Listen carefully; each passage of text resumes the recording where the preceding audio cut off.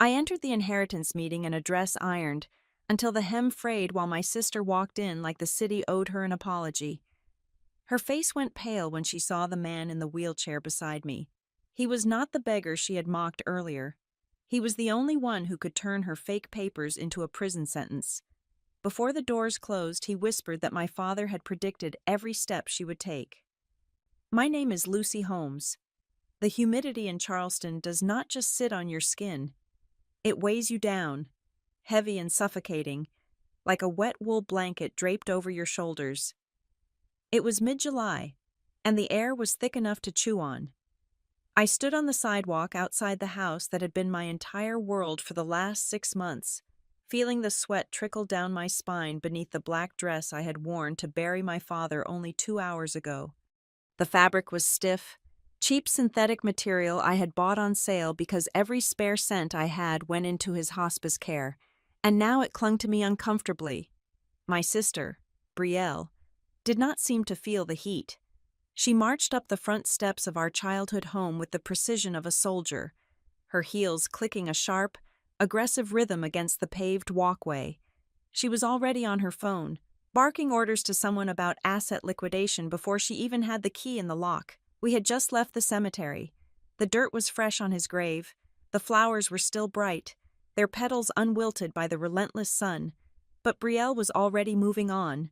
To her, the funeral was just a calendar event, a box to be checked off so she could get to the real business of the day. "Come inside. Lucy," she said. Though it was not an invitation, it was a command. "We need to talk about the estate before the lawyers get involved tomorrow." I followed her inside. The house still smelled like him. It was a mix of old paper, cedar wood, and the faint, antiseptic scent of the medical supplies that had cluttered the living room for the past half-year. I felt a lump rise in my throat, a physical ache that made it hard to swallow. I wanted to sit in his armchair. I wanted to close my eyes and pretend that the last week had been a nightmare, that I would hear his cough from the bedroom and rush in to help him with his water. But Brielle did not give me time to grieve. She did not look at the empty armchair. She did not pause to touch the books on the shelf he loved. She went straight for the mahogany desk in the corner, the one place he had always kept private. She pulled the drawers open with a violence that made me flinch. It was a ransacking. She was hunting. I stood by the doorway, my hands trembling slightly. "Brielle, can we not do this today?" I asked, my voice sounding thin and exhausted. "We just put him in the ground." She did not look up. "Sentimentality is expensive, Lucy, and right now, this estate is bleeding." She tossed a stack of papers onto the coffee table. They landed with a heavy thud, sliding across the polished wood. "Sit down," she said. "I need you to sign these." I walked over slowly. My legs felt like lead. I looked down at the papers. They were invoices, dozens of them, medical bills, funeral expenses, outstanding utility costs. The numbers were staggering. $50,000 here, $20,000 there. "What is this?" I asked. Brielle finally looked at me. Her eyes were dry. There was no redness, no puffiness. She looked perfect, her makeup flawless, her designer suit unwrinkled. "It is the reality of dying," she said coldly. "Dad was drowning in debt. Lucy, the liquid assets are almost non-existent. These are the immediate liabilities. I am willing to cover them from my personal accounts to save the estate from bankruptcy, to keep the house from being seized immediately. But I need you to sign over the administration rights. It is a waiver. It allows me to handle the debts without dragging you into court for insolvency." She pulled a pen from her purse and clicked it. "Sign it," she said. "Do it for Dad. You do not want his legacy to be a foreclosure auction." "Do you—" I reached for the papers, my instincts warring with my grief. Brielle was the successful one. She was the one with the MBA, the one who worked in high finance in New York, the one who sent checks but never visited. I was just Lucy, Lucy the restoration artist, Lucy who spent her days in a dusty studio fixing old chairs and tapestries, Lucy, who barely made enough to cover her own rent, let alone a mountain of medical debt. But as I looked closer at the top invoice, something caught my eye.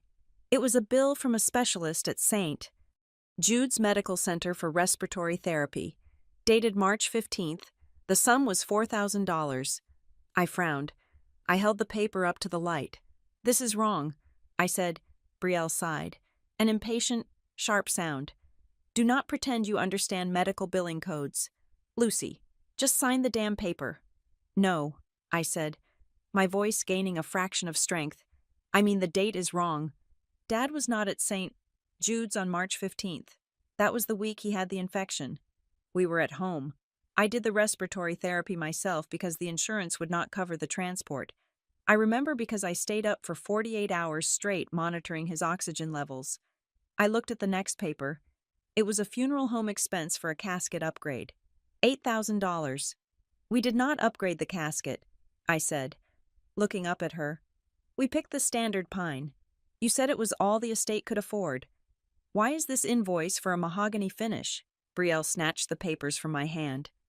Her movement was so fast it startled me. "You are being paranoid," she snapped. "These are projected costs. Estimates. I am trying to protect you. You ungrateful little brat." "Protect me?" I asked. I looked at her. Really looked at her. And for the first time, I saw the cracks in her composure. Her jaw was tight. Her eyes were darting slightly. She was not grieving.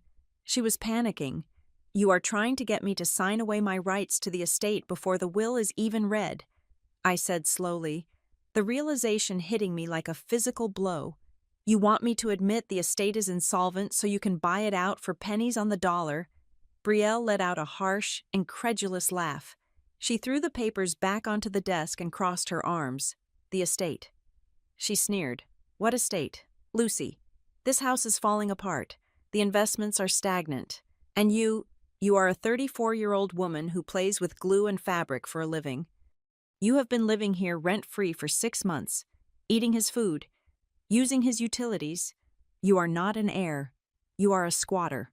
The words stung, but they also woke me up. The grief that had been clouding my mind began to clear, replaced by a cold, hard anger. "I lived here because he was dying," I said quietly. "I lived here because he could not walk to the bathroom by himself. I lived here because someone had to change his sheets and spoon-feed him soup and hold him when he woke up screaming in pain." I took a step toward her. "Where were you?" "Brielle," I asked. "When he called your name in the middle of the night, where were you?" "Oh, that is right. You were in the Hamptons. You were too busy closing a deal to answer your phone." Brielle's face hardened. The mask of the concerned sister vanished completely. "I was working," she hissed. "I was making the money that paid for the morphine you were so happy to drug him with. I was building a future. I was not wasting my life wiping an old man's chin." The silence that followed that sentence was deafening. She realized what she had said the moment it left her lips. But she did not take it back. She did not apologize. She just stared at me with pure, unfiltered contempt. "Get out," she said. I blinked. "What?" I said. "Get out." She walked over to the front door and opened it. The heat from outside rushed in, clashing with the air-conditioned cool of the hallway. "You have no right," I said. "This is Dad's house. It is the estate's house," she corrected. "And as the executor named in the will, I am securing the property. You have shown you are unstable. You are delusional about the finances. I cannot trust you not to steal things to pay for your little craft projects." She turned and walked into the guest room, my room, the room I had stayed in since January. I followed her, panic rising in my chest. "Brielle, stop. You cannot do this." She ignored me. She grabbed my suitcase from the closet. It was already half-packed from when I thought I might go back to my apartment for a weekend that never came because he got worse. She opened the drawers of the dresser. She grabbed armfuls of my clothes, my jeans, my t-shirts, my underwear, and shoved them into the suitcase. She did not fold them. She balled them up and jammed them in. She was not touching anything else. She did not touch the picture of Dad and me on the nightstand. She did not touch the lamp. She was surgically removing only the traces of me. "Brielle, stop it," I shouted, grabbing her arm. She spun around and shoved me back. She was stronger than she looked. I stumbled and hit the door frame. I am doing you a favor. She spat. I am saving you the embarrassment of the sheriff throwing you out. The will is clear. Lucy, everything goes to the productive member of this family. Dad knew you would just squander it. He knew you needed tough love. She zipped the suitcase shut with a vicious yank. She dragged it into the hallway and threw it toward the open front door. It skidded across the floor and tipped over. She marched back to me, grabbed her purse, and pulled out a key ring. Give me your key, she said. I stared at her. I could not breathe. This was the woman I used to look up to. This was my big sister. No, I whispered. She stepped forward and snatched the lanyard hanging from my neck. It snapped. The plastic dug into my skin, leaving a red welt. But she did not care. She held the key up, her eyes triumphant. You are trespassing, she said. She grabbed my arm and pulled me toward the door. I was too shocked to fight back. I was 34 years old, and I was being dragged out of my father's house like a misbehaving child. She shoved me onto the porch. The heat hit me instantly. The sky had turned a dark, bruised purple. A summer storm was breaking. Rain began to fall, heavy, fat drops that splattered against the concrete. The meeting is tomorrow at 9 at Ashford and Klein, she said, her voice fighting against the rising sound of the wind. Try to look presentable, though I doubt it will help. She slammed the door. The sound echoed in my bones. I stood there, staring at the wood grain, the brass knocker I had polished just last week. The lock clicked, then the deadbolt slid home. I was alone. The rain began to pour in earnest. It soaked through my thin black dress in seconds. My hair plastered to my skull. My makeup, what little I had worn, began to run into my eyes. I walked over to my suitcase. It was lying on its side in a puddle. I grabbed the handle and pulled it upright. It felt heavy, filled with the wreckage of my life. I dragged it down the steps. The wheels clattered loudly on the pavement. I walked toward the street, my vision blurred by rain and tears I refused to let fall. I would not cry for her. I would not give her that satisfaction. I reached the sidewalk and stopped. I had nowhere to go. My apartment lease had ended 2 months ago. I had let it go to save money while I stayed with Dad. I had my workshop, my studio, but it was not zoned for residential use. It had a concrete floor and no shower, but it was a roof. I began to walk, the wheels of the suitcase struggling against the uneven Charleston brick. My phone buzzed in my pocket. I stopped and pulled it out, shielding the screen from the rain with my hand.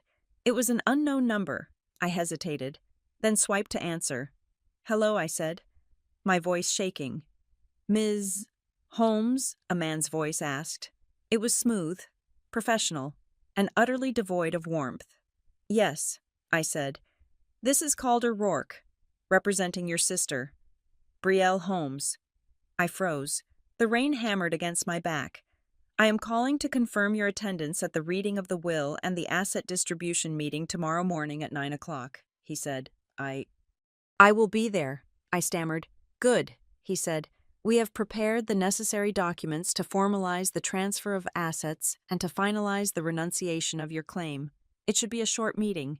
Your sister wants this handled cleanly. He did not wait for a response. See you tomorrow. Ms. Holmes? The line went dead. I lowered the phone. The screen went black. I looked up at the house one last time. The lights were on in the living room. I could see Brielle's silhouette moving past the window. She was probably pouring herself a drink. She was probably celebrating. She thought she had won. She thought she had stripped me of everything. I gripped the handle of my suitcase tighter. The rain was cold, but the fire in my chest was hot. I turned my back on the house and started walking into the storm. I had 12 hours until the meeting. I had 12 hours to figure out how to survive. I did not know it then, but the war had just begun. Harbor Loom Restoration Studio was not designed for sleeping. It was a converted warehouse space in the industrial district, a high-ceilinged concrete box that smelled perpetually of sawdust, linseed oil, and harsh chemical strippers. I had spent the night on a pile of quilted moving blankets spread out on the concrete floor, using a rolled-up drop cloth as a pillow. My back throbbed in a dull, persistent rhythm that matched the headache pulsing behind my eyes. The sun was barely up, filtering through the grime-streaked high windows in dusty gray beams. I sat up and rubbed my face, my hands feeling rough and dry. The silence here was different from the silence in my father's house. There, the silence had been heavy with the absence of his breathing. Here, the silence was mechanical. It was the sound of distant traffic, the hum of the industrial refrigerator in the break corner, and the settling of old pipes. I stood up and stretched, my joints popping. I walked over to the utility sink in the corner to splash cold water on my face. The mirror above the sink was cracked, a jagged line running right through my reflection. I looked tired. Dark circles bruised the skin under my eyes, and my hair was a tangled mess from the humidity and the restless sleep. I could not look like this. Not today. I went to the rack where I kept the few clothes I left at the studio for emergencies. I pulled out my one good dress. It was a navy blue sheath dress I had bought 5 years ago for a gallery opening. It was simple, professional, and unfortunately, wrinkled from hanging too close to the damp brick wall. I set up the ironing board on my main work table, pushing aside jars of wood stain and half-stripped chair legs. The iron was an old industrial model, heavy and prone to sputtering. I plugged it in and waited for the light to turn orange. As I pressed the hot metal against the fabric, steam hissed violently, rising up to cloud my vision. I focused entirely on the movement. Slide, lift, press, slide, lift, press. It was a meditative act. If I could smooth out these wrinkles, maybe I could smooth out the chaos of the last 24 hours. At least I will walk in there like a human being, I whispered to myself. The rolling metal shutter at the front of the studio rattled loudly, making me jump. I nearly burned a hole in the dress. Lucy. Open up. It is me. It was Maya. I hurried over to the side door and unlocked it. Maya Rowe breezed in, bringing with her a gust of morning heat and the rich, salvation scent of strong coffee. She was carrying a cardboard tray with 2 large cups and a white paper bag that was already spotting with grease. You look like you slept in a construction zone, Maya said, handing me a coffee without a hello. I did, I said, taking a long sip. The caffeine hit my system like a jolt of electricity. Thanks, Maya. She hopped up onto a sturdy workbench, her legs swinging. She was dressed in her nurse's scrubs, having likely come straight from her overnight shift. Maya had been there for me through everything: the diagnosis, the hospice care, the late nights. She knew the truth of what had happened in that house better than anyone. I brought bear claws, she said, gesturing to the bag. Sugar is good for shock. I am not in shock, I said, turning back to my ironing. I am preparing for war. Maya watched me for a moment, her expression softening. She reached into her scrub pocket and pulled out her phone. Speaking of war, she said, I found something last night. Remember back in February when Betrayal came down for that one weekend? The time she spent the whole visit complaining about the smell of the medicine? I nodded. I remember. She left a day early because she said the Wi-Fi was too slow for her conference calls. Maya tapped her screen and held it up. She was texting me that weekend. Maya said, she probably thought because I was just the hired help's friend, I would be on her side, or maybe she was just drunk. Look at this. I leaned in to read the screenshot. It was dated February 12th. The old man is fading fast. Finally, I have the paperwork ready to kick the sister to the curb the second the heart monitor flatlines. She thinks she is getting the house. Hilarious. I stared at the words. The cruelty was so casual. It was not just greed. It was malice. She had been planning my eviction while I was learning how to administer morphine. I felt a cold knot tighten in my stomach. She told me yesterday she was doing it to save the estate from debt. She said it was a business decision. Maya snorted. She is rich. Lucy. But she does not have the truth. This proves premeditation. It proves she never intended to act in good faith as an executor. She was plotting against a beneficiary before the testator was even dead. Can I use this? I asked. Maya forwarded the image to me. Keep it. If she tries to play the grieving, overwhelmed daughter, you pull this out. It shows character. And in probate court, character counts. I finished ironing the dress and hung it carefully on a hook. I needed to look through the papers I had managed to salvage. When Brielle had thrown me out, I had managed to grab my backpack, which contained a specific accordion folder of Dad's personal files I had been organizing for him. I sat down on the floor with the folder. Maya slid off the bench and sat cross-legged opposite me. "What are you looking for?" she asked. "I do not know." I admitted. "A loophole. A miracle. Brielle said there is no money." She showed me invoices, but Dad was meticulous. He kept a ledger for everything. I flipped through the bank statements from the last year. The numbers were depressing. The balance had dwindled steadily as the medical costs ramped up. Brielle was right about one thing: the liquid cash was gone. But then I saw it. On a statement from November, there was a recurring withdrawal of $250. The recipient was listed simply as Ashford Trust Services. I pointed at the line. "Look at this." Maya squinted. "What is it?" "He was paying a monthly fee to a trust service." I said, "Brielle uses the law firm Ashford and Klein. This must be connected to them. But if he had a trust, why would Brielle say there is nothing but debt? And why would he be paying a service fee if the trust was empty?" "Maybe it is a maintenance fee for the account," Maya suggested. $250 a month. I shook my head. That is high for a maintenance fee on an empty account. And look, he paid it every month for 5 years. That is $15,000 just in fees. You do not pay that kind of overhead unless you are protecting something valuable. My phone buzzed on the concrete floor. The screen lit up with a notification. New message, Brielle. I hesitated. My heart did a painful flip in my chest. "Read it," Maya said firmly. "Do not let her have the power of your fear." I picked up the phone. The message was short. "Do not show up looking like a failure. The partners at the firm do not have patience for sob stories. I will make sure you are humiliated in front of everyone if you try to make a scene." I read it out loud. My voice sounded steady, which surprised me. "She is terrified," Maya observed. I looked at her. "She does not sound terrified. She sounds like a predator. Predators only attack when they are hungry or threatened." Maya said, "She is trying to suppress you before you even walk in the door. If she was confident the law was on her side, she would not care what you wore or how you acted. She wants you small. She wants you to sign that waiver and disappear because she knows if you start digging, you might find something she does not want you to see." I looked back at the bank statement. Ashford Trust Services. "She kept saying, 'I am a leech,'" I said quietly. "That is what scares me. Maya, I do not care about the money. I can make my own money.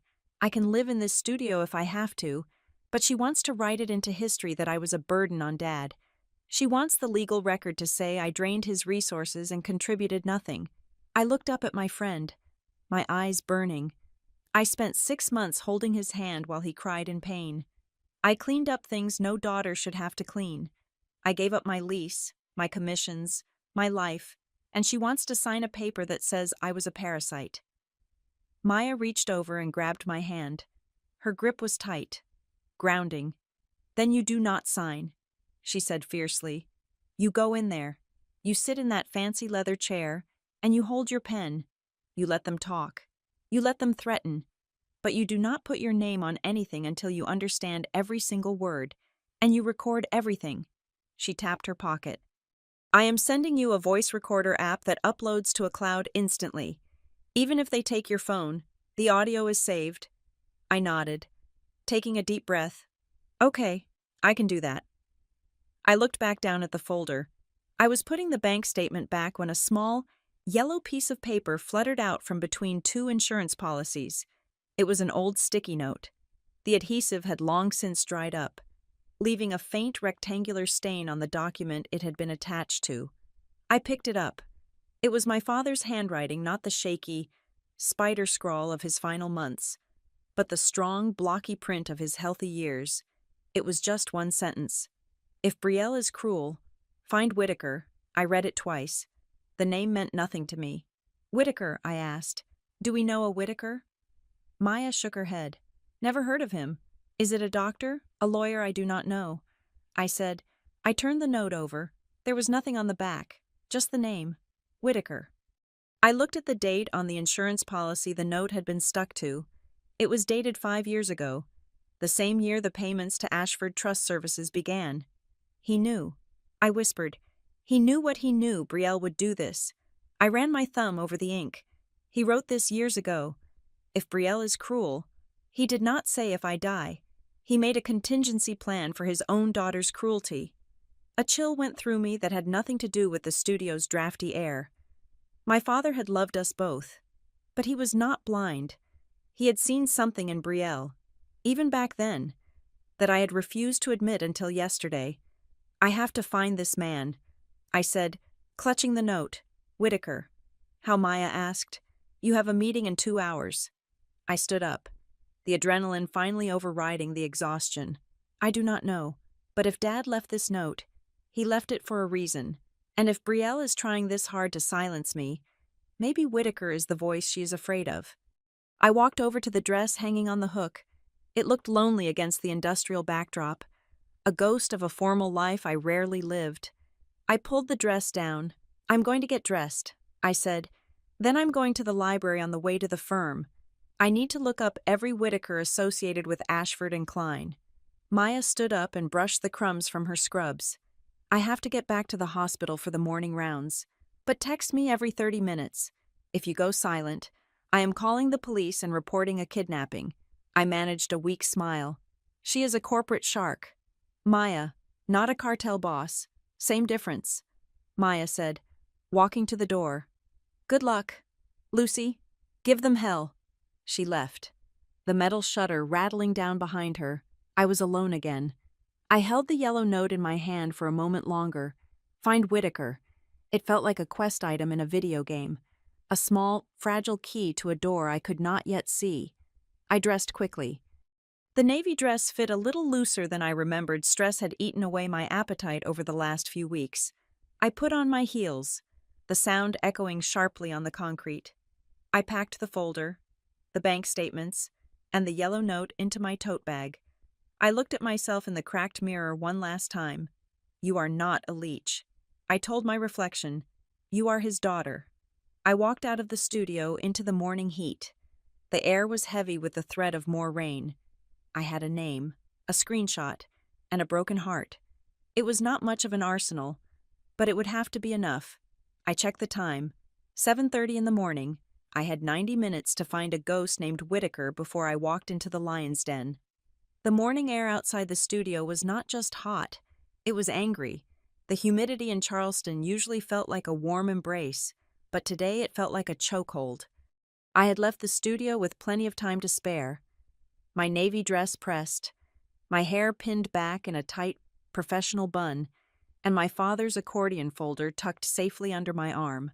I was determined to arrive at Ashford and Klein Legal Group 10 minutes early, calm and collected, defying the chaotic, insolvent image Brielle was so desperate to paint of me. I walked briskly to the subway station on King Street, my heels clicking a steady, confident rhythm on the pavement. I checked my watch. It was 8:15 in the morning. I had 45 minutes to cover a distance that usually took 20 minutes by train. I was going to make it, but the universe, it seemed, had aligned itself with my sister. As I swiped my pass at the turnstile, a collective groan went up from the platform below. I froze. The digital display boards that usually flashed arrival times were dead black. A crackly, distorted voice came over the intercom, announcing a citywide power surge that had tripped the signaling system. All trains were grounded until further notice. Panic, cold and sharp, spiked in my chest. I turned and ran back up the stairs, my phone already in my hand. I opened my rideshare app. The surge pricing was astronomical, but I did not care. I hit confirm. No cars available. I tried another app, searching for drivers. The little wheel spun and spun, mocking me. The streets were gridlocked. The traffic lights were out due to the same surge, and the intersection outside the station was a snarl of honking horns and bumper-to-bumper steel. No one was moving. I looked at my watch again. 8:22. I had 38 minutes to get to the financial district. It was nearly 2 miles away. I have to run, I said aloud. I tightened my grip on the folder and took off. The first 5 blocks were manageable. The adrenaline fueled me. pushing me past the initial shock of the heat. But by block 8, the reality of running in heels through a Charleston summer set in. The sweat began to prickle at my hairline, threatening the integrity of my carefully styled bun.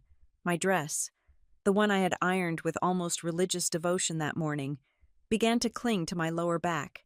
I dodged pedestrians who were meandering slowly, oblivious to my desperation. I wove through stalled cars, ignoring the shouts of drivers who were just as frustrated as I was. Every step sent a jolt of pain up my calves. My feet were slipping slightly inside my shoes. I could hear Brielle's voice in my head, clear and venomous. "Look at you, Lucy, a mess. You cannot even manage a simple commute. How do you expect to manage an estate?" I gritted my teeth. I would not let her win. I would run until my lungs burned, and I would walk into that boardroom and stare her down, even if I was dripping sweat. I turned the corner onto a side street that I knew was a shortcut to the legal district. It was usually a quiet, tree-lined avenue, but today it was a disaster zone. Orange construction barrels blocked the sidewalk. Yellow caution tape fluttered lazily in the stagnant air. A sign read, "Sidewalk closed, infrastructure repair." I stopped, my chest heaving. I could not go back. Retracing my steps would add 10 minutes I did not have. I looked at the road. The asphalt had been torn up, revealing the red clay earth beneath. A makeshift walkway of plywood planks had been laid down over a deep, muddy trench where the workers were replacing sewage pipes. It was narrow, treacherous, and slick with the mud from last night's storm. I can do this, I told myself. Just walk carefully. I stepped onto the first plank. It wobbled under my weight. Below me, the trench was about 3 feet deep, a gash of wet earth and exposed rebar.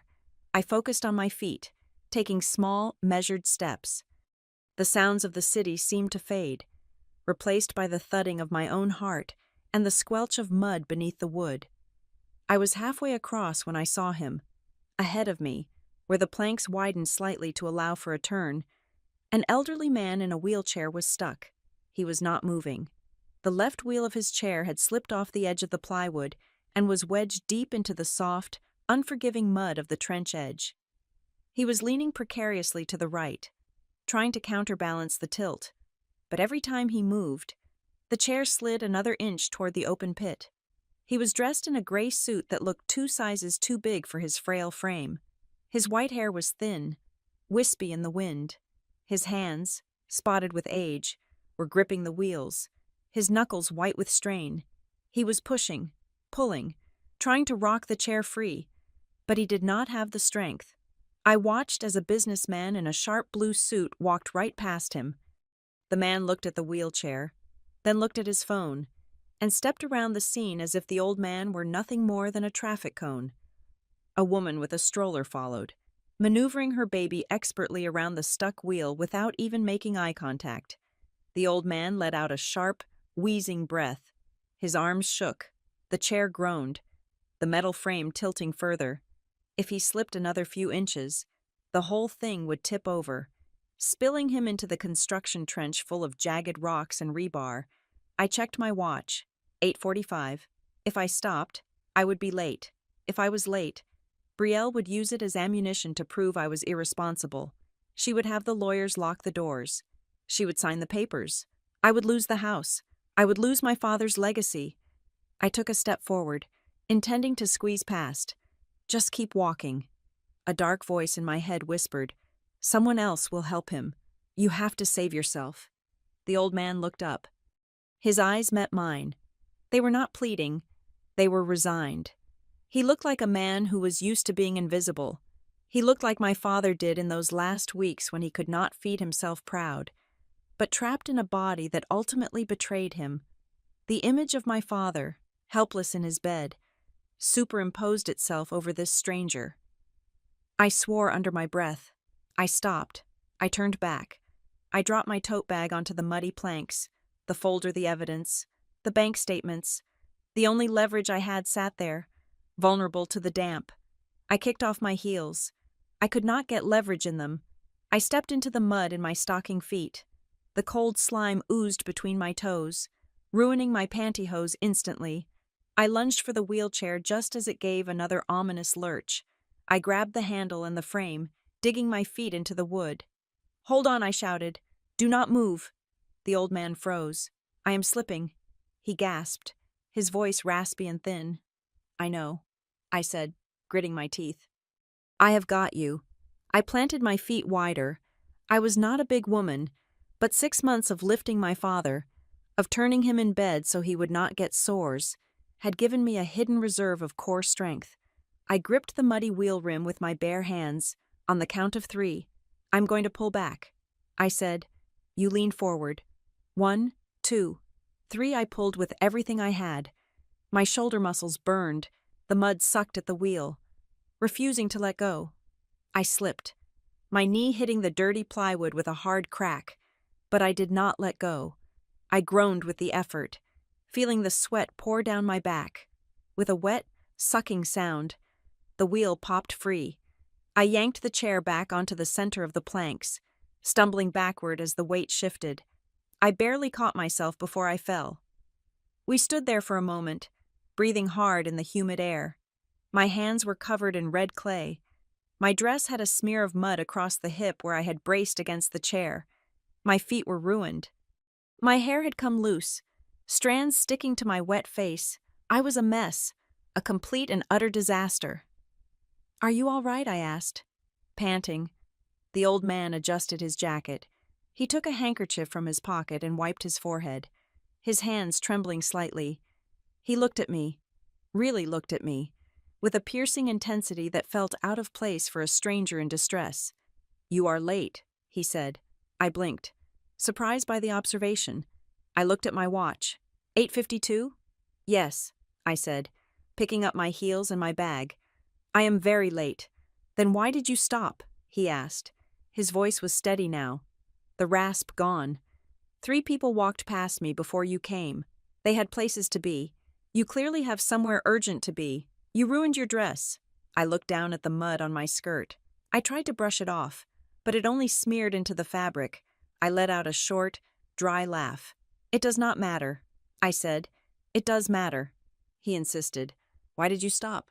I looked at him. I thought of the empty chair in my living room. I thought of the note in my bag.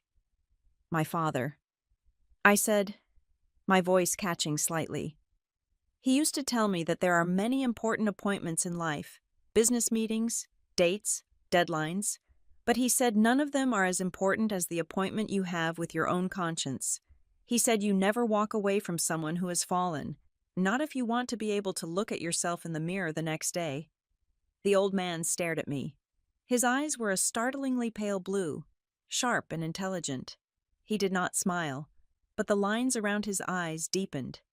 "Your father sounds like a rare man," he said. "He was." I said, "I have to go. I am sorry. Can you make it to the end of the block? I can manage from here," he said. I nodded and turned to run. I jammed my muddy feet back into my heels, wincing at the grit.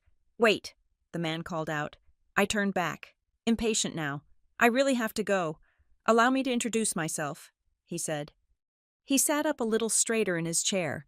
The frailty seemed to evaporate, replaced by a strange, quiet dignity. "My name is Elias Whitaker." I froze.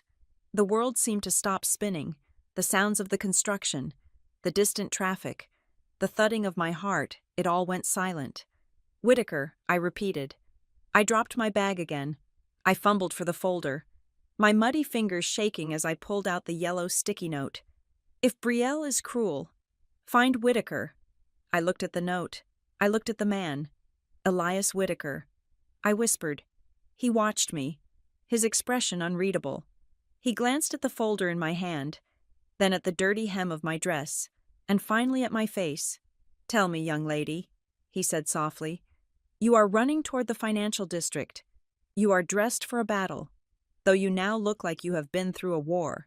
He leaned forward slightly, his voice dropping to a low, conspiratorial volume that sent a shiver down my spine despite the heat. "You are also going to the inheritance meeting at Ashford and Klein, aren't you?"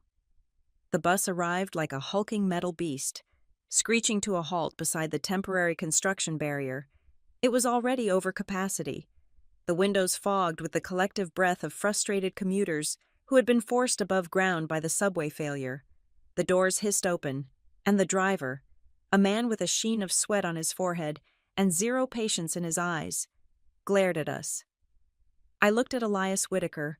I looked at the ramp mechanism that was slowly, agonizingly extending from the bus door. "We are getting on," I said, more to myself than to him. The ramp hit the curb with a metallic clang. I grabbed the handles of his wheelchair. My arms were still trembling from the effort of pulling him out of the mud, and my dress was a disaster of red clay smears and wrinkles. But I did not care. The only thing that mattered was moving forward. I pushed him up the incline. It was steep. Inside, the bus was a wall of bodies. People looked down at us with undisguised irritation. A businessman in a crisp gray suit actually checked his watch and sighed loudly as I maneuvered the chair into the designated bay. "Move back," the driver shouted over his shoulder. "Let them in." No one wanted to move. They were packed shoulder to shoulder, radiating heat and annoyance. I had to physically use my own body as a wedge, turning my back to the crowd and pressing outward to create a protective bubble around Mr. Whitaker. I locked the wheels of his chair, but the bus lurched forward before I could grab the overhead strap. I stumbled, my hips slamming into the metal railing. The bus driver was aggressive, accelerating and braking in violent bursts as he fought the gridlock. Every time he slammed on the brakes, the inertia threatened to send the wheelchair sliding despite the locks. I planted my feet, my ruined, muddy feet, and braced my hands against the back of his chair and the partition wall. I became a human shock absorber. A woman with a large tote bag tutted at me, brushing imaginary dust off her arm where I had accidentally brushed against her. She looked at my muddy hem and wrinkled nose. "Some people have no consideration for public hygiene," she muttered to her companion. I bit my tongue. I stared straight ahead. My jaw clenched so hard my teeth ached.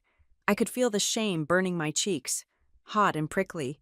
I was Lucy Holmes, the restoration artist. I was the daughter of a man who taught me dignity.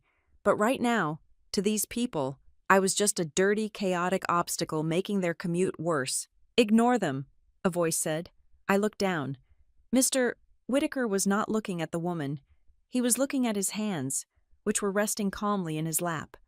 He had wiped the mud from them with his handkerchief, and despite his frayed collar and the worn elbows of his jacket, he possessed a stillness that the frantic commuters around us lacked. "I am fine," I lied. He turned his head slightly, angling it so he could speak to me without shouting. Though the roar of the engine was loud, "I spent 40 years in estate governance and probate administration," he said. His voice was conversational, as if we were sitting in a quiet park and not trapped in a rolling sauna. I blinked, surprised by the sudden disclosure. "You were a lawyer, not a lawyer," he corrected. "Lawyers argue the law. I administered the intent. I was the neutral party, the executor for families who did not trust each other. I have sat in more inheritance meetings than I can count. I have seen billionaires fight over a $10 ceramic cat because their mother loved it. And I have seen children sell their parents' legacy for a sports car before the body was even cold." The bus hit a pothole. I gripped the rail harder, my knuckles turning white. "Why are you telling me this?" I asked. He looked up at me then. His blue eyes were frighteningly clear. "Because I know the look on your face, Miss Holmes. I have seen it 1,000 times. It is the look of the one who stayed." The air in the bus seemed to vanish. I stared at him. "The one who stayed," I repeated, my voice barely a whisper. He nodded slowly.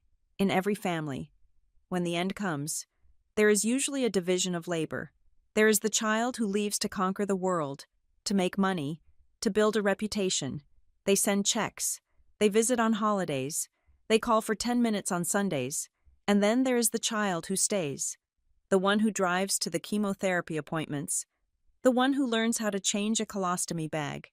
The one who sleeps in a chair next to the hospital bed because the patient is afraid to be alone in the dark." My throat tightened. Tears pricked at the corners of my eyes. Sudden and hot. He was describing my last 6 months with terrifying accuracy.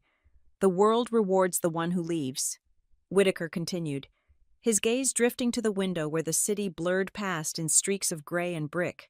They have the shiny career. They have the clean hands, the one who stays. They just have the exhaustion. They have the trauma of the slow decline. He paused, and his next words felt like he had reached into my chest and squeezed my heart. And then, at the reading of the will, the one who left always says the same thing about the one who stayed. They call them a leech. They say, "You lived here rent-free. You lived off his money while I was working." They twist the sacrifice into a debt. I gasped. It was a small, broken sound that was lost in the noise of the bus. But Whitaker heard it. "How?" I stammered. "How do you know that? How do you know she called me that? I did not say she called you that." Whitaker said softly. "I said that is what always happens. Grief makes people ugly, Miss Holmes, but greed makes them monsters. The sibling who was absent feels guilty. Deep down, they know they failed their duty, so they have to villainize the one who was present. If you are a leech, then their abandonment is justified. If you are a bad person, then they are the righteous savior coming to rescue the estate. It is a narrative they invent to sleep at night." I looked at the back of his head, at the thin white hair. I felt a chill that had nothing to do with the air conditioning. He was not just guessing, he was reciting. It was as if he had read the transcript of my argument with Betrayal yesterday. I remembered the note in my bag. "If Betrayal is cruel, find Whitaker. My father knew this man. He must have. But in what capacity?" My father was a man of modest means, a retired history teacher who collected rare books. He did not move in circles that required estate governance specialists. "We are almost at the financial district," I said, checking the street signs. "We are going to Ashford and Klein. Do you know the firm, Mr. Whitaker's expression changed. It was subtle, a slight tightening of the muscles around his mouth, a shadowing of his eyes. "I know them," he said. "My sister hired a partner there." I said, "His name is Calder Rourke. He called me yesterday." He sounded eager. At the mention of the name Rourke, Whitaker's hands clenched into fists on his lap. It was a spasm of pure, controlled anger. For a second, the frail old man in the wheelchair looked dangerous. He looked like a retired general hearing the name of a traitor. "Calder Rourke," he said, testing the name on his tongue like a piece of spoiled meat. "He is a man who believes the law is a tool for the highest bidder, not a shield for the truth." He looked up at me. "Listen to me. Lucy." He used my first name. It sounded authoritative, like a command. "When we walk into that lobby, you will be judged. They will look at your muddy dress. They will look at your hair. They will look at the sweat on your face. Rourke will try to make you feel small. He will use legal jargon designed to confuse you. He will try to make you angry." He leaned in closer. "Do not give him your anger. That is what he wants. If you scream, you are the unstable daughter. If you cry, you are the weak female. You must be ice. You must be stone. Let them talk. Let them lay out every single lie. Let them put the noose around their own necks. But I have to defend myself." I protested. "They have papers. Betrayal said she has invoices. She's going to sign a waiver for me. Let her produce the papers." Whitaker said, "Let her put them on the table." He patted the breast pocket of his oversized jacket. I heard the crinkle of paper and the clink of something metal. "Some wills have clauses that the standard lawyers do not look for," he said enigmatically. "Morality clauses. Provisions that trigger only under specific conditions of betrayal. Your father was a historian. Lucy, he understood that history is not written by the victors. It is written by the survivors, and he wanted you to survive." The bus screeched to a halt. The hydraulic doors hissed open. We were here. The towering glass facade of the Ashford and Klein building loomed above us, reflecting the gray, stormy sky. I maneuvered him toward the exit. The crowd parted reluctantly. I backed down the ramp, carefully guiding the chair until his wheels touched the sidewalk. The humidity hit us again. But I barely felt it. My mind was racing with his words. Morality clauses. Provisions. I looked at him. He sat there in his wheelchair, looking small and battered against the backdrop of the massive skyscrapers. But there was a fire in him now. "Why are you helping me?" I asked. "You do not even know me." He looked at the revolving doors of the law firm. I am not helping you because I know you. Lucy, he said, I am helping you because I knew your father, and because I have a very low tolerance for bullies. He gestured toward the entrance. Shall we? He asked. I took a deep breath. I smoothed my muddy dress as best I could. I lifted my chin. Yes, I said. I began to push him toward the entrance. As we approached the automatic doors, he spoke one last time. His voice so low I almost missed it over the sound of the city traffic. It was a promise, a dark, heavy promise. If they bring fake papers to this table, he whispered, someone is going to leave this room in disgrace today, and it will not be you. The doors slid open, a blast of freezing, sterile air hit us. We stepped out of the heat and into the arena. The lobby of Ashford and Klein Legal Group was designed to make you feel small. We stepped out of the suffocating Charleston heat and into a climate-controlled cathedral of glass and steel. The air conditioning was set to a temperature that felt less like comfort and more like a preservation technique for dead things.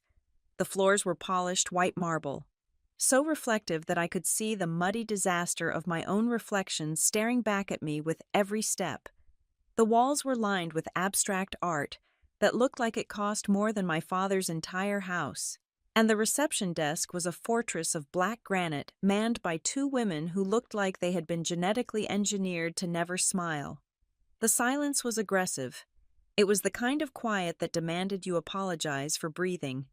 I pushed Elias Whitaker toward a sleek leather bench near a potted fern that looked like it was dusted daily. The wheels of his chair squeaked against the marble, a high-pitched sound that made heads turn. Men in $1,000 suits and women in sharp pencil skirts glanced at us, their eyes lingering on the red clay mud smeared on my dress and the elderly man in the oversized jacket. They did not look with sympathy. They looked with the polite, distant disgust one reserves for a stain on a tablecloth. I parked the chair and locked the wheels. Mr. Whitaker looked pale. The exertion of the morning and the heat of the bus ride had taken a toll on him. His lips were dry, and his breathing was a little shallow. I need water. I said, stay here. I walked over to a vending machine tucked discreetly in an alcove, hidden away as if the firm was ashamed to admit that even lawyers needed to hydrate. I dug into my purse. I had exactly $5 in cash left. My credit cards were maxed out from the funeral costs, and my checking account was currently overdrawn by $40 because of an automatic bill payment I had forgotten to cancel. The water was $3.50. I stared at the price. It was robbery. But I looked back at Mr. Whitaker, slumping slightly in his chair, wiping his forehead with that dirty handkerchief. I fed the bills into the machine. 1, 2, 3, 4 singles. The machine whirred and spat out a bottle of spring water. I took the 50 cents in change 2 quarters and held them tight in my palm. This was it. This was my net worth. I walked back to him and cracked the seal. Here, I said, handing him the bottle. Drink. He took it with a shaking hand. Thank you. Lucy, he said softly, while he drank. I noticed a smear of red mud on the sleeve of his gray jacket. It must have happened when I grabbed him to pull him from the trench. It looked stark and ugly against the fabric. I cannot let you go in there looking like this, I murmured. I pulled a tissue from my bag, dampened it with the condensation from the water bottle, and knelt beside his chair. I started to dab at the mud on his cuff. It was a futile gesture. Really, we both looked like wrecks, but it was about dignity. If they were going to judge us, I wanted them to judge us on our faces, not our dirt. Leave it, Lucy, Whitaker said, lowering the bottle. It does not matter. It matters to me, I said, scrubbing gently. You deserve to be respected. You are a human being, not just some guy I found on the street. Well, isn't this a touching scene? The voice cut through the air like a serrated knife. I froze. My hand hovered over Whitaker's sleeve. I knew that voice. I knew the cadence, the pitch, and the absolute lack of warmth. I slowly stood up and turned around. Brielle was standing 10 feet away, in the center of the lobby, posing as if she were waiting for a photographer to capture her good side. She looked immaculate. She was wearing a cream-colored pantsuit that probably cost more than my car. Her blonde hair was blown out to perfection, not a single strand out of place despite the humidity outside. She wore towering nude heels that elongated her legs, and as she stepped closer, the scent of her perfume, a heavy, floral musk, hit me like a physical wave. It was the smell of money. It was the smell of someone who had never had to scrub a toilet or change a bedpan in her life. She looked me up and down, her lip curling in a sneer of pure amusement. "Look at you," she said, shaking her head. "I told you to look presentable. Lucy, did you crawl here through the sewers?" I straightened my back, trying to shield Mr. Whitaker with my body. There were no cabs. "Brielle," I said, my voice steady despite the pounding in my chest. "The subway is down." "I had to run," she laughed. It was a light, tinkling sound that echoed off the marble walls. "Of course you did," she said. "Everything is always a struggle for you, isn't it? You love the drama of the struggle. It makes you feel like a martyr." Her eyes shifted past me and landed on Mr.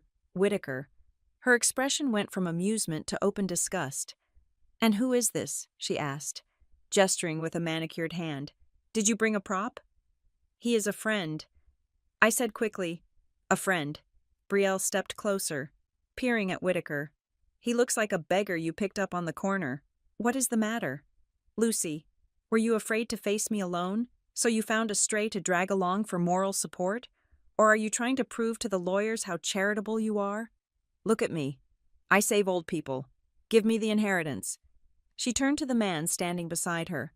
I had been so focused on Brielle I had not fully registered him. It was Calder Rourke. He was tall, handsome in a generic, television lawyer sort of way, with slicked-back dark hair and a suit that was tailored within an inch of its life. He held a leather portfolio under his arm and looked at me with a mixture of pity and boredom. "This is your sister Rourke?" asked Brielle. "Unfortunately." Brielle sighed. She looked back at me, her eyes hard. "Get rid of him." "Lucy?" "No," I said. "He is coming with me." Brielle laughed again, harsher this time. "Into the meeting? Are you insane? This is a private legal matter, not a soup kitchen. We are discussing assets, stocks, bonds, things this man clearly has not seen in decades, if ever. Look at his shoes. They are falling apart." She reached out and snatched the water bottle from Mr. Whitaker's hand. He did not resist. He just watched her, his blue eyes unblinking. Brielle looked at the bottle. "You bought him water?" she asked, looking at me. "With whose money?" "Dad's estate money." "You are spending my inheritance on hydration for the homeless.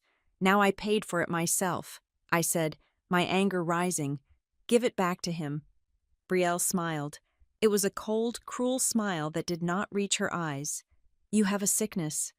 Lucy," she said softly. "You are addicted to being the saint. You need broken things around you so you can feel superior. That is why you stayed with Dad. That is why you picked up this trash." She tipped the bottle. I watched in horror as she poured the water out. She did not pour it on the floor. She poured it directly onto my shoes. The cold water soaked through the leather of my heels instantly. It splashed onto my ankles, mixing with the mud, creating a dirty puddle around my feet. "Oops," she said, dropping the empty plastic bottle onto Mr. Whitaker's lap. My hand slipped. The lobby went silent. People were watching now. The receptionists had stopped typing. A courier by the door had paused. I stood there, feeling the water seep into my socks. I was shaking, not from cold, but from a rage so pure and hot it felt like it was going to burn through my skin. I wanted to scream. I wanted to lung at her and wipe that smirk off her face. Calder Rourke stepped forward. He placed a hand on my shoulder. It was heavy, patronizing. He tapped the edge of his leather folder against my collarbone. A rhythmic, annoying tap, tap, tap.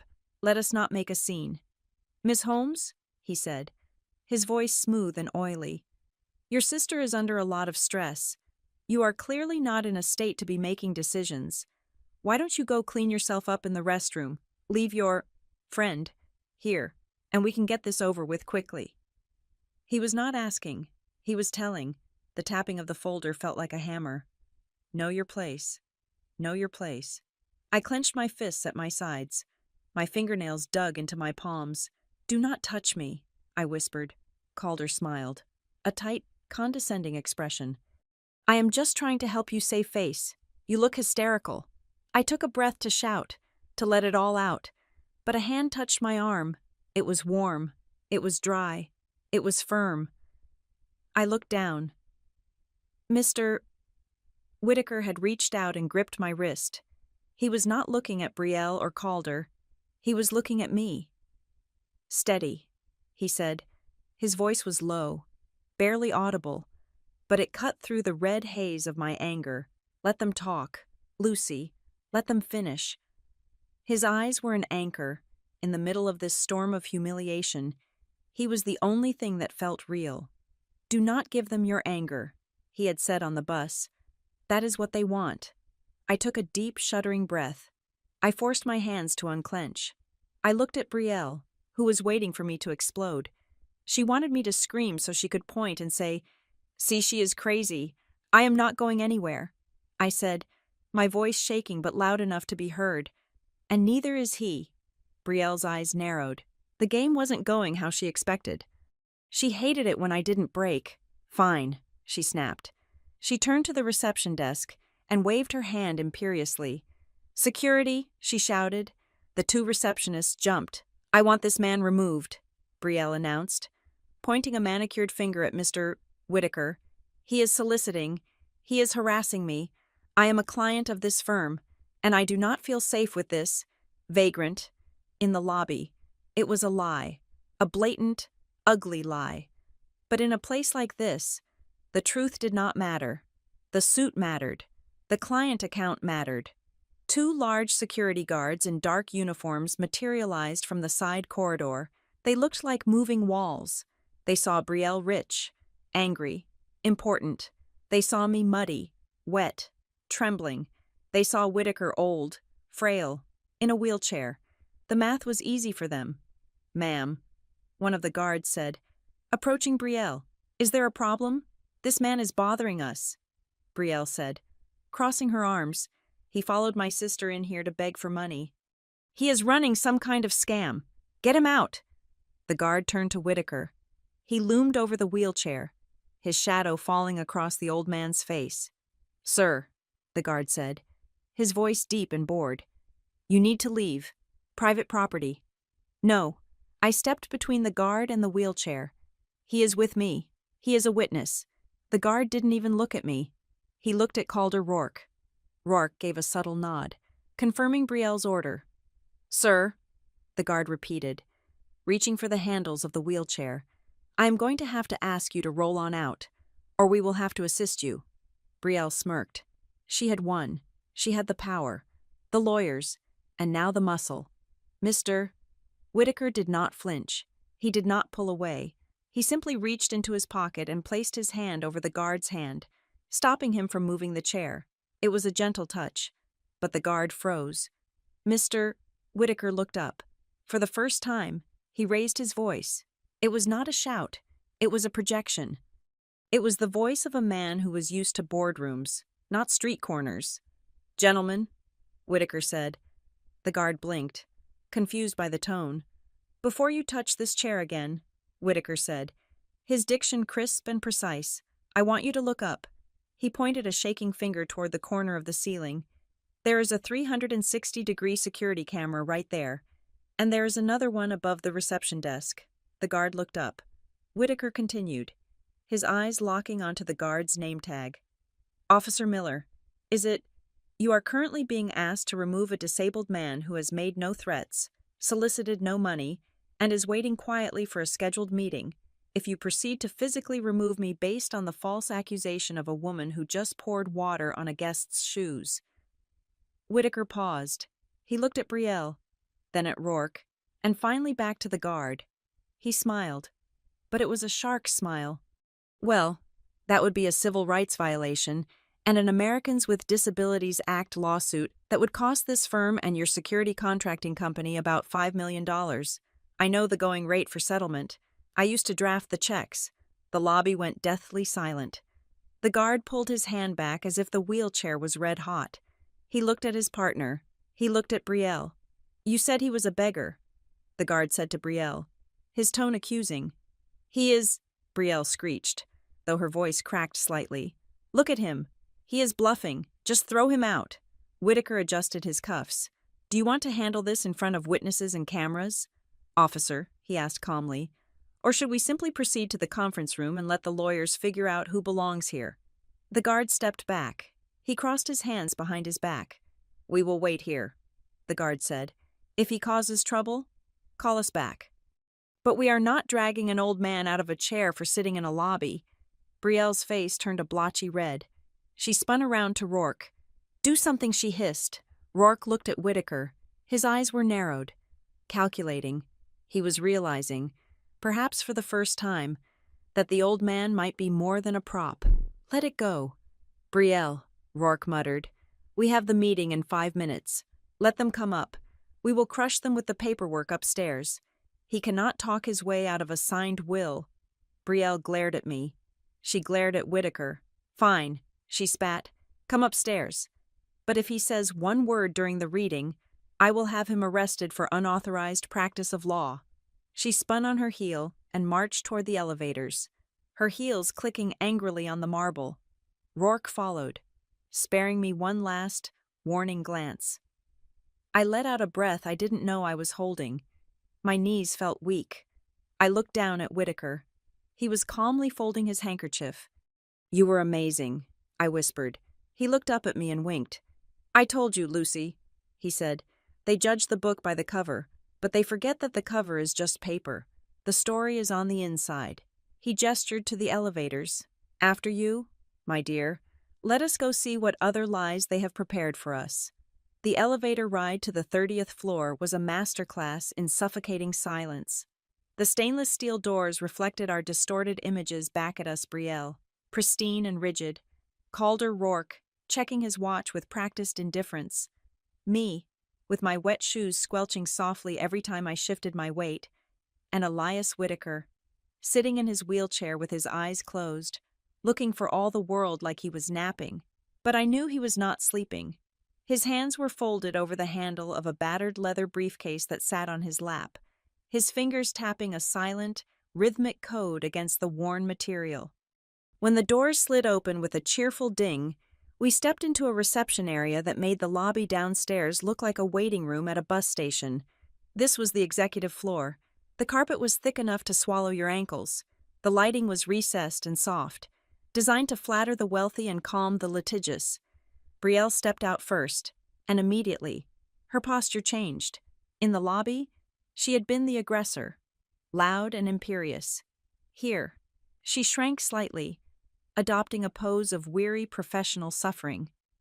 She turned to me, holding a finger to her lips, though I had not said a word. Please, Lucy, she whispered. Her voice pitched perfectly to carry to the secretary sitting 20 feet away. Try to keep your voice down up here. These people are working on billion-dollar mergers. We cannot have you screaming like you did downstairs. I stared at her, my mouth opening in disbelief. I had barely spoken downstairs. She was the one who had screeched for security. She was painting a picture before we even entered the room, framing me as the volatile, unhinged sister who did not belong in civilized society. I am not screaming, I said, keeping my voice low. Brielle winced theatrically, as if my whisper was a physical blow. She glanced at the secretary, a young woman with glasses who was now watching us with concern, and gave a long, apologetic sigh. I know you are upset about the money, Lucy, but we have to be adults, Brielle said, loud enough for the witness to hear. Just take a deep breath. She was good. I had to give her that. She was terrifyingly good at twisting reality in real time. My hands curled into fists at my sides. The injustice of it burned in my throat like acid. I wanted to correct the record. I wanted to tell the secretary that my sister had just poured water on me. But then I felt the wheel of the chair bump gently against my calf. I looked down. Mr. Whitaker was looking up at me. He did not shake his head. He just blinked once, slowly. Let them talk. I swallowed the scream. I uncurled my fists. I stepped aside to let him roll past me onto the plush carpet. We are ready when you are, I said to Brielle, my voice flat and devoid of emotion. Brielle looked disappointed. She had wanted a scene. She had wanted me to cause a disturbance so she could justify barring me from the room. When I did not give it to her, she turned to Calder Rourke and nodded sharply. Calder stepped in. He placed a hand on my elbow, his grip firm, steering me away from Whitaker and toward a wall adorned with a massive, abstract oil painting that looked like a storm at sea. Miss Holmes, a word he said. It was not a request. He pulled me a few feet away, creating a physical separation between me and my witness. Listen to me closely, he said, his voice dropping to a low rumble. We are about to go into a room with senior partners. This is not the time for sentimentality. We have run a full financial audit of your father's estate. He paused to let the word audit hang in the air like a threat. We have the records. Lucy, we know you did not contribute a single cent to the household expenses in the last 6 months. No mortgage payments, no utility contributions, nothing. In the eyes of the law, that makes you a dependent, a guest. He leaned closer, his cologne smelling of expensive musk and intimidation. If you go in there and try to fight the will, we will present this evidence. We will paint a picture of a 34-year-old woman who failed to launch, who lived off her dying father's charity while her sister paid the bills. We will argue that you have already received your inheritance in the form of free rent and board. Do you really want that on public record?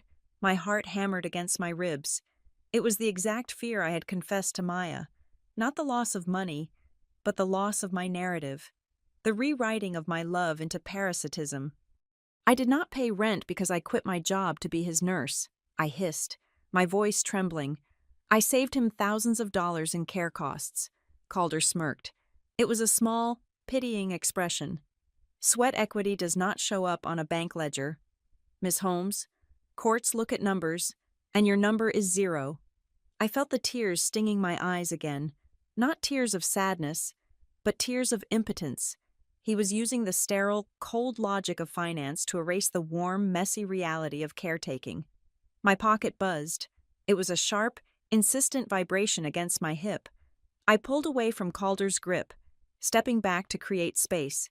Excuse me, I said. I pulled my phone out. It was a text from Maya. Sent to your secure backup email. Screen captures of the texts, plus a timeline I wrote up of every shift you missed at the studio to take him to chemo. I also found the receipt for the medical bed you rented with your credit card. You paid for that. Lucy, don't let them gaslight you.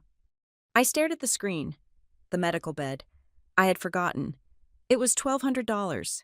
I had put it on my emergency card because the insurance approval was taking too long and Dad could not sleep lying flat. I looked up at Calder.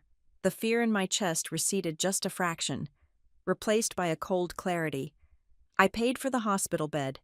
I said, $1,200. March 3rd. I have the receipt. Calder's smirk faltered for a microsecond. He blinked. A minor expense. He dismissed, waving his hand.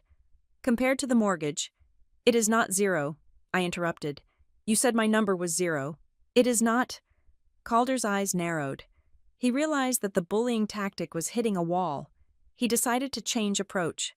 He stepped back and signaled to Brielle. She walked over, her face composed into a mask of sisterly concern. She reached into her purse and pulled out a checkbook. Lucy, look, she said, her voice soft, almost pleading. We do not want to destroy you. You are my sister. I know you are struggling. I know the restoration business is quaint, but not exactly lucrative. She opened the checkbook and uncapped a pen. I am willing to offer you a settlement, right now. Before we walk through those doors. She scribbled quickly and ripped the check out. She held it toward me. $20,000, she said. I looked at the piece of paper. $20,000. It was enough to clear my credit card debt. It was enough to rent a new apartment for a year. It was a lifeline. Take it, Brielle urged. Just sign the waiver of contest.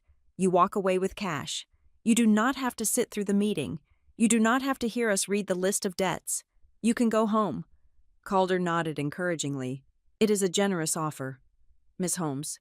More than you are entitled to, legally speaking. For a second, I was tempted. I was so tired. My feet were wet. My head hurt. I just wanted to go back to my studio and sleep. But then I looked at the check again. In the memo line, Brielle had written compassionate gift. Gift. Not inheritance. Not share. Gift. If I took this check, I was accepting her version of the story. I was accepting that I was a charity case. I was accepting that my father had left me nothing but a burden for her to clean up. I looked over at Mr. Whitaker. He had not moved. He was watching the interaction with the intensity of a hawk. He did not signal me this time. He just waited to see who I was. I looked back at Brielle. If the estate is insolvent? I asked quietly, where is this money coming from? Brielle froze. You said Dad died in debt. I continued. You said there was no liquidity. So is this your money? Or is there money in the estate that you are not telling me about? Brielle's face hardened. The mask of concern slipped. Do not be stupid. Lucy, I am trying to help you. No, I said, you are trying to buy me. I did not take the check. I let it hang in the air between us. I am going into that meeting, I said, and I am going to hear the will. Brielle snatched the check back, crumpling it in her fist. Fine, she spat. Have it your way. Walk out with nothing. See if I care. She turned sharply and marched toward the large double mahogany doors at the end of the hall. Calder glared at me, adjusted his tie, and followed her. I walked over to Mr. Whitaker. My legs felt shaky, but my resolve was solid. They tried to buy me off. I whispered, $20,000. Cheap. Whitaker grunted. He looked at the doors. Then, he did something that made the hair on the back of my neck stand up. He placed the battered leather briefcase on his lap. He reached for the brass latches. They were tarnished, contrasting with the sleek modern surroundings. Click, click. The sound was loud in the quiet hallway. He lifted the lid just an inch. I peered down. Inside, the briefcase was lined with worn green velvet. There were no stacks of random papers, no disorganized mess. There was just a single, thick envelope made of heavy cream-colored linen paper. It was sealed with red wax and old-fashioned, almost archaic detail. And sitting on top of the envelope was a card. It was not paper, it was metal, brushed steel or titanium, etched with laser precision. It caught the overhead light and flared with a cold, silver brilliance. I could not read the text on it from this angle. But it looked heavy. It looked official. It looked like a badge of authority. Brielle had stopped at the door. She turned around to glare at us, impatient. Are you coming? Or her words died in her throat. She was looking at the briefcase. From where she stood, she could see the glint of the metal card. She could see the red wax seal. For the first time all morning, for the first time since I had seen her at the funeral, Brielle looked unsure. Her arrogance flickered. Her eyes widened slightly, darting from the briefcase to Whitaker's face. She recognized something. I saw a flash of memory in her eyes. Maybe she had seen that briefcase before, years ago. Maybe Dad had shown it to her.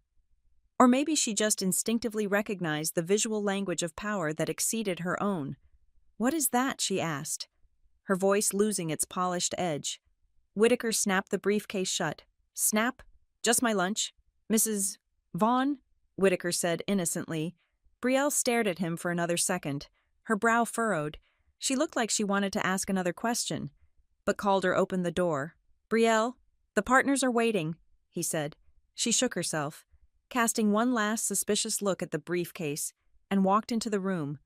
I stepped behind the wheelchair to push him in. Whitaker reached up. He grabbed my hand on the handle. His grip was surprisingly strong, his skin dry and cool like parchment paper. He pulled me down slightly, forcing me to lean in until my ear was inches from his lips. Lucy, he whispered. Yes, I breathed. The tension in his voice was palpable. This was the final instruction before battle. When we get inside, they are going to put a document on the table. They are going to say it is the last will and testament. He paused. Do not touch it. Do not pick it up. Do not read it. Why I whispered? Because, he said, his voice dropping to a murmur that was barely sound. If you acknowledge their copy, you validate their jurisdiction, leave it on the table. Leave it to me. I nodded, my heart pounding in my ears. "Okay," I said. "Open the door."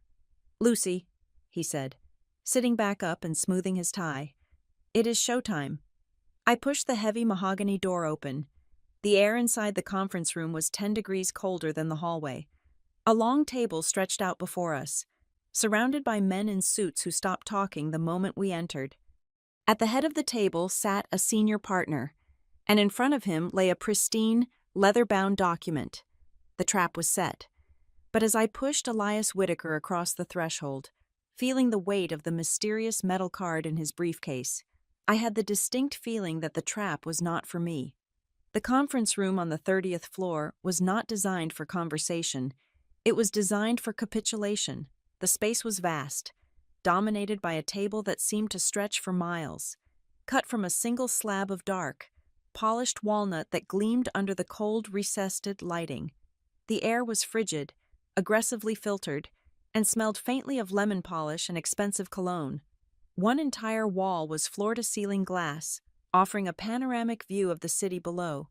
From this height, the construction site where I had ruined my shoes looked like a trivial scar on the landscape, and the people walking on the streets were invisible specks.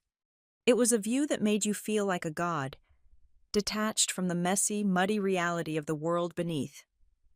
I sat in the chair Calder Rourke had pulled out for me. It was leather, high-backed, and swallowed me whole. I felt like a child sitting at the adults' table. My wet feet were tucked underneath me, hidden in the shadows, but the dampness was a constant, chilling reminder of where I stood in the hierarchy of this room. Brielle sat opposite me. She did not look at me. She was busy arranging her notepad, her phone, and her pen in a perfect geometric alignment. She looked like a general preparing to accept a surrender. Calder stood at the head of the table. He did not sit.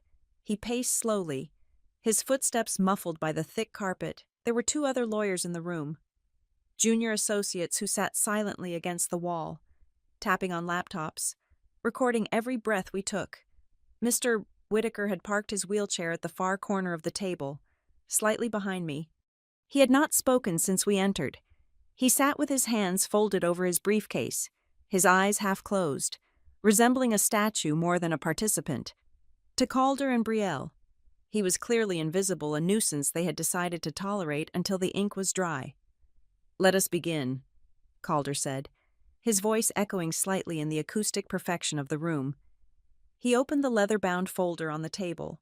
"We are here to execute the estate of Arthur Holmes. As you know, the estate has faced significant liquidity challenges in the final months of Mr. Holmes's life. However, after a thorough review of the assets and liabilities, we have structured a distribution plan that prevents total insolvency." He slid a document toward me. It was thick, stapled on blue paper. "This is the last will and testament of Arthur Holmes, dated 6 months ago, immediately following his diagnosis," Calder stated. I looked at the document.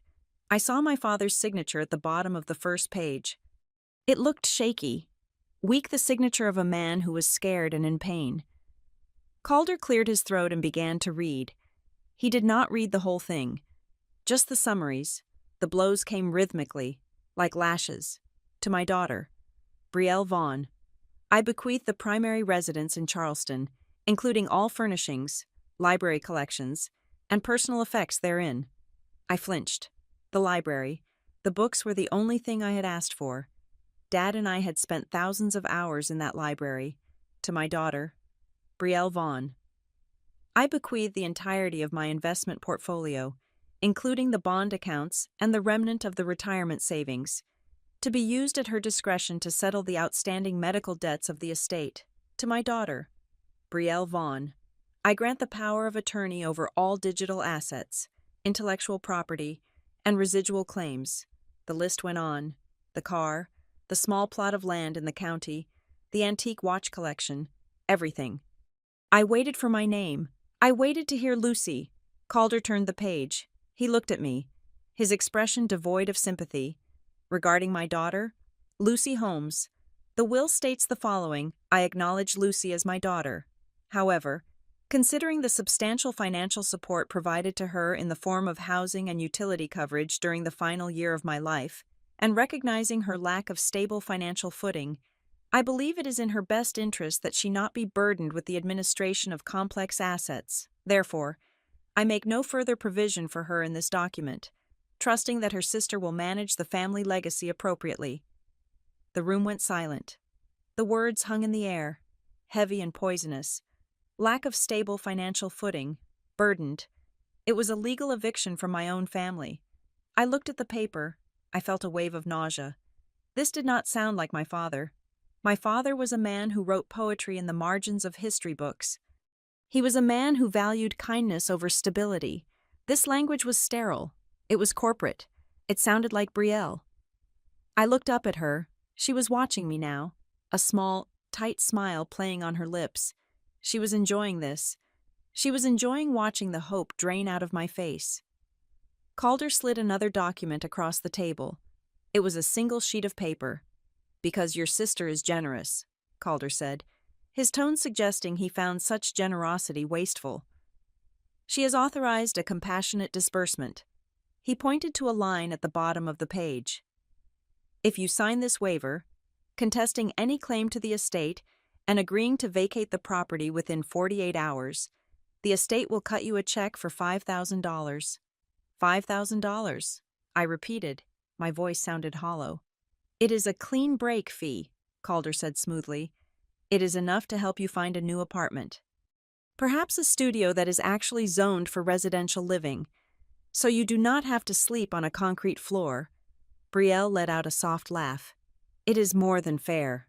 Lucy," she said, "honestly, with your credit score, 5,000 is a windfall.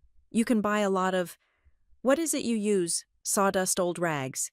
You can finally fix up some of those garbage chairs you drag in from the street." Her cruelty was precise.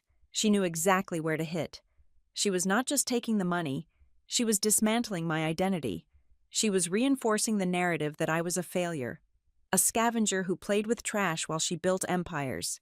I looked at the waiver. The bold letters at the top read, "Full release of claims and indemnification." If I signed this, I was admitting they were right. I was admitting I was a leech. But if I did not sign it, I walked away with nothing, no money, no home, no legal standing. I would be fighting a law firm with empty pockets. I reached out and touched the paper. My hand was trembling uncontrollably. "Wait," I said. I pulled my hand back. I remembered the bank statement. I remembered the note. "What about the trust?" I asked. Calder paused. He frowned, a flicker of genuine annoyance crossing his face. "What trust? Ashford Trust Services," I said, my voice gaining a little strength. "I saw the bank statements.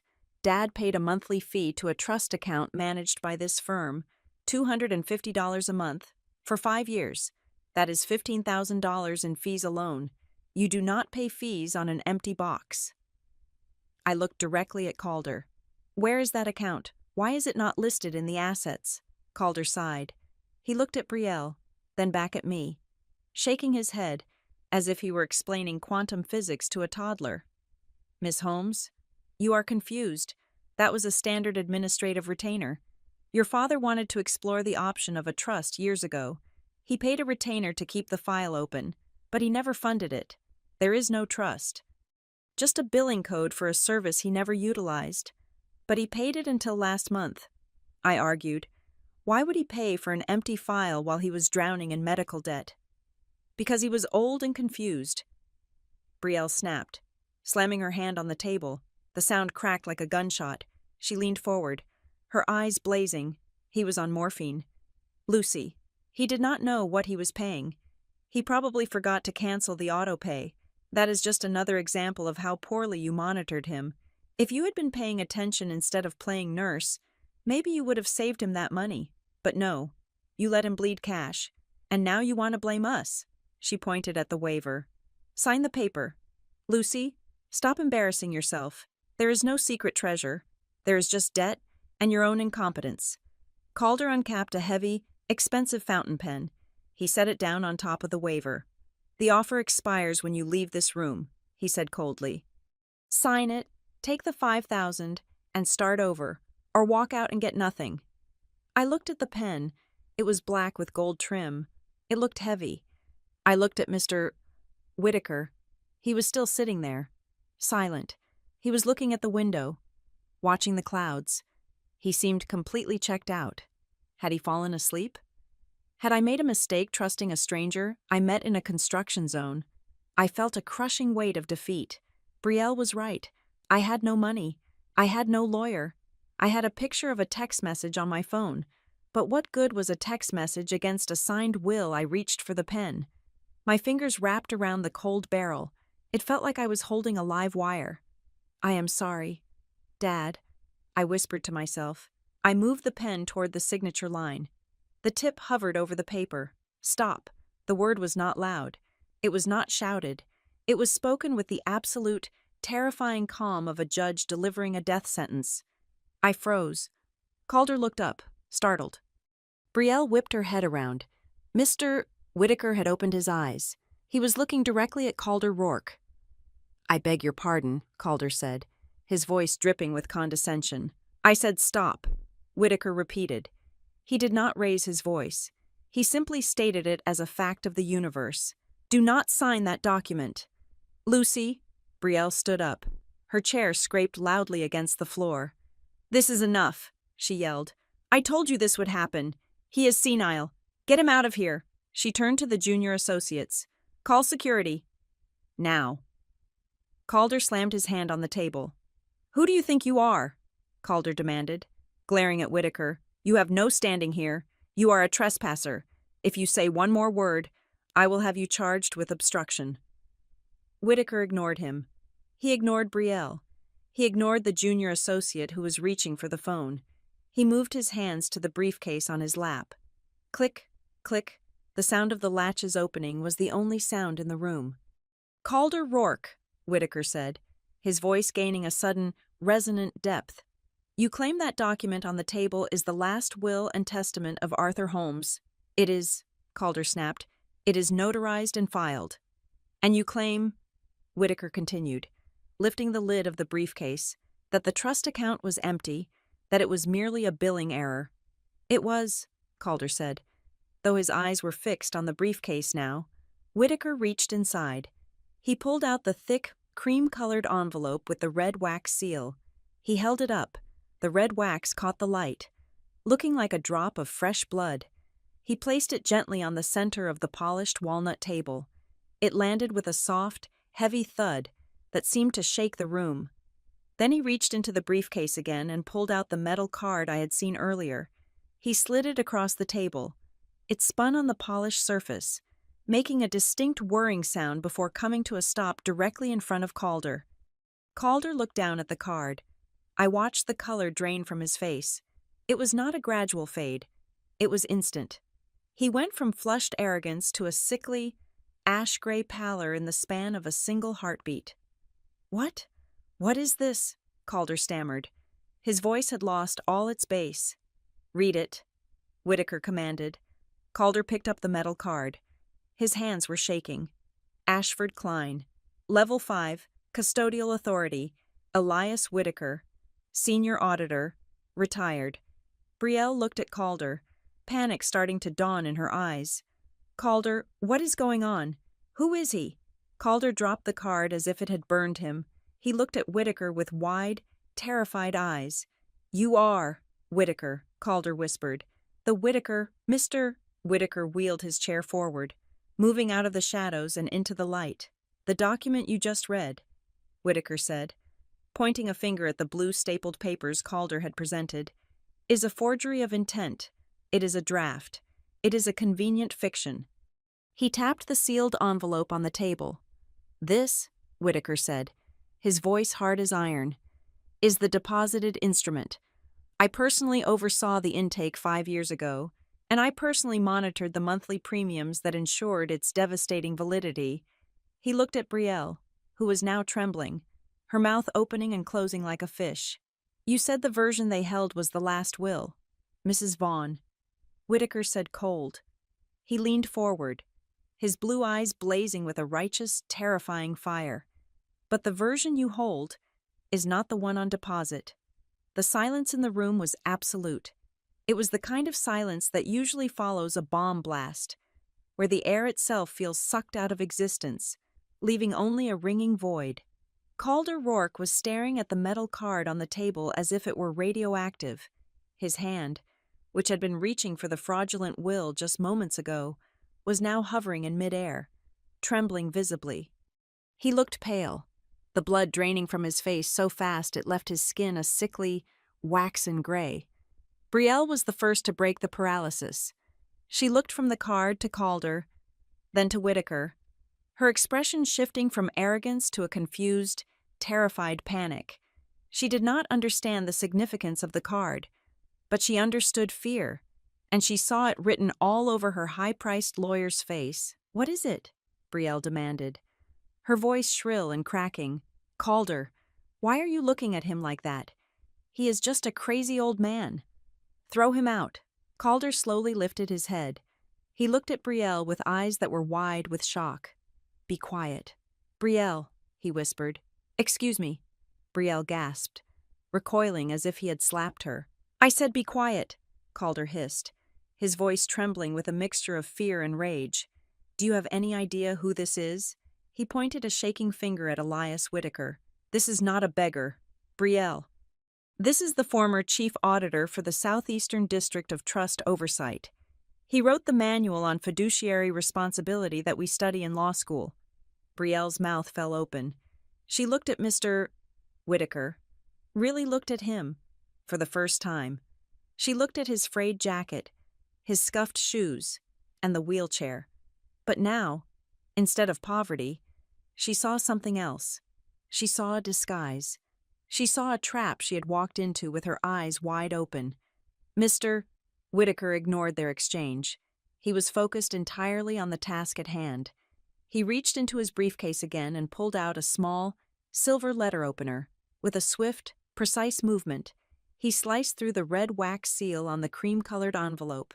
The sound of the thick paper tearing was sharp and loud, like a bone snapping. He pulled out a document. It was not bound in leather. It was simple, heavy archival paper, stamped with a series of complex blue ink codes along the margin. "This," Whitaker announced, placing the document in the center of the table, "is the original instrument. It was deposited into the custodial vault of Ashford Trust Services exactly 5 years ago. It carries the repository code Alpha 9 Zulu 4. He looked at Calder. "You can verify that code in your internal system, Mr. Rourke, although I suspect you already know what you will find." Calder swallowed hard. He reached for his laptop, his fingers flying across the keys. I could see the sweat beading on his forehead. He hit enter. He stared at the screen. His shoulders slumped. "It is there," Calder murmured. "Defeated. The file is locked. Access restricted to Level 5 personnel." Whitaker nodded slowly. "Exactly. And since you are only a Level 3 partner, Mr. Rourke, you could not see it. You assumed the account was empty because you did not have the clearance to see the contents. A classic error of arrogance." Whitaker pushed the document toward the center of the table. "Now, let us look at the signatures." He pointed to the bottom of the page. My father's signature was there, bold and strong, dated 5 years ago. Next to it was a notary stamp, and below that, a second signature. Elias Whitaker, custodial witness. Brielle stood up, her hands slamming onto the table. "This is ridiculous," she shouted. Dad changed his mind. "That will is 5 years old. The one Calder has is from 6 months ago. The new one supersedes the old one." Whitaker looked up at her. His expression was one of profound disappointment. "Under normal circumstances, you would be correct. Mrs. Vaughn," Whitaker said calmly, "a newer will typically revoke a prior one. However, there is a procedural problem with the document Mr. Rourke presented." He gestured to the blue stapled papers Calder had tried to force me to accept. "Mr. Rourke, please read the attestation clause on your version. Specifically, the section regarding the testator's capacity." Calder hesitated. He looked like he wanted to vomit. "Read it," Whitaker commanded. Calder picked up the fake will. Being of sound mind and body, he mumbled. Whitaker cut him off. "Stop. Look at the date. January 15th of this year." I gasped. "January 15th. Dad was in a coma on January 15th. I said, my voice rising. He had the seizure on the 14th. He did not wake up for 3 days. Whitaker nodded at me. Correct. He turned his gaze back to Calder, his eyes hard as flint. You have presented a document signed by a man who was medically incapacitated on the date of execution. Whitaker said, That is not a will. Mr. Rourke, that is fraud. And since you notarized it yourself, it is a felony. Calder dropped the paper. It fluttered to the table like a dead bird. I relied on the family's statement regarding his health. Calder stammered, backing away from the table. Mrs. Vaughn told me he was lucid. You are the lawyer, Whitaker barked, his voice booming in the room. Due diligence is your job, not hers. Brielle looked from Calder to Whitaker, her face draining of color. She was losing control of the narrative, and she knew it. She tried to pivot, to find a new angle of attack.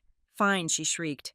Maybe the dates are wrong, but the intent was clear. He wanted me to have the house. Lucy is a leech. She is unstable. Whitaker smiled. It was a cold, dangerous smile. Ah, the character argument. I was hoping you would bring that up. He reached into his breast pocket and pulled out his smartphone. It was an old model, but it worked. He tapped the screen and set it on the table. You claimed earlier, in the lobby, that I was a beggar harassing you. You claimed your sister was causing a scene. You attempted to use security forces to remove a lawful witness from the premises. He pressed play. The audio was crystal clear. The acoustics of the marble lobby had captured everything. Look at you. Did you crawl here through the sewers? Did you bring a prop? He looks like a beggar. Get rid of him. And then, the sound of water splashing. Oops. My hand slipped.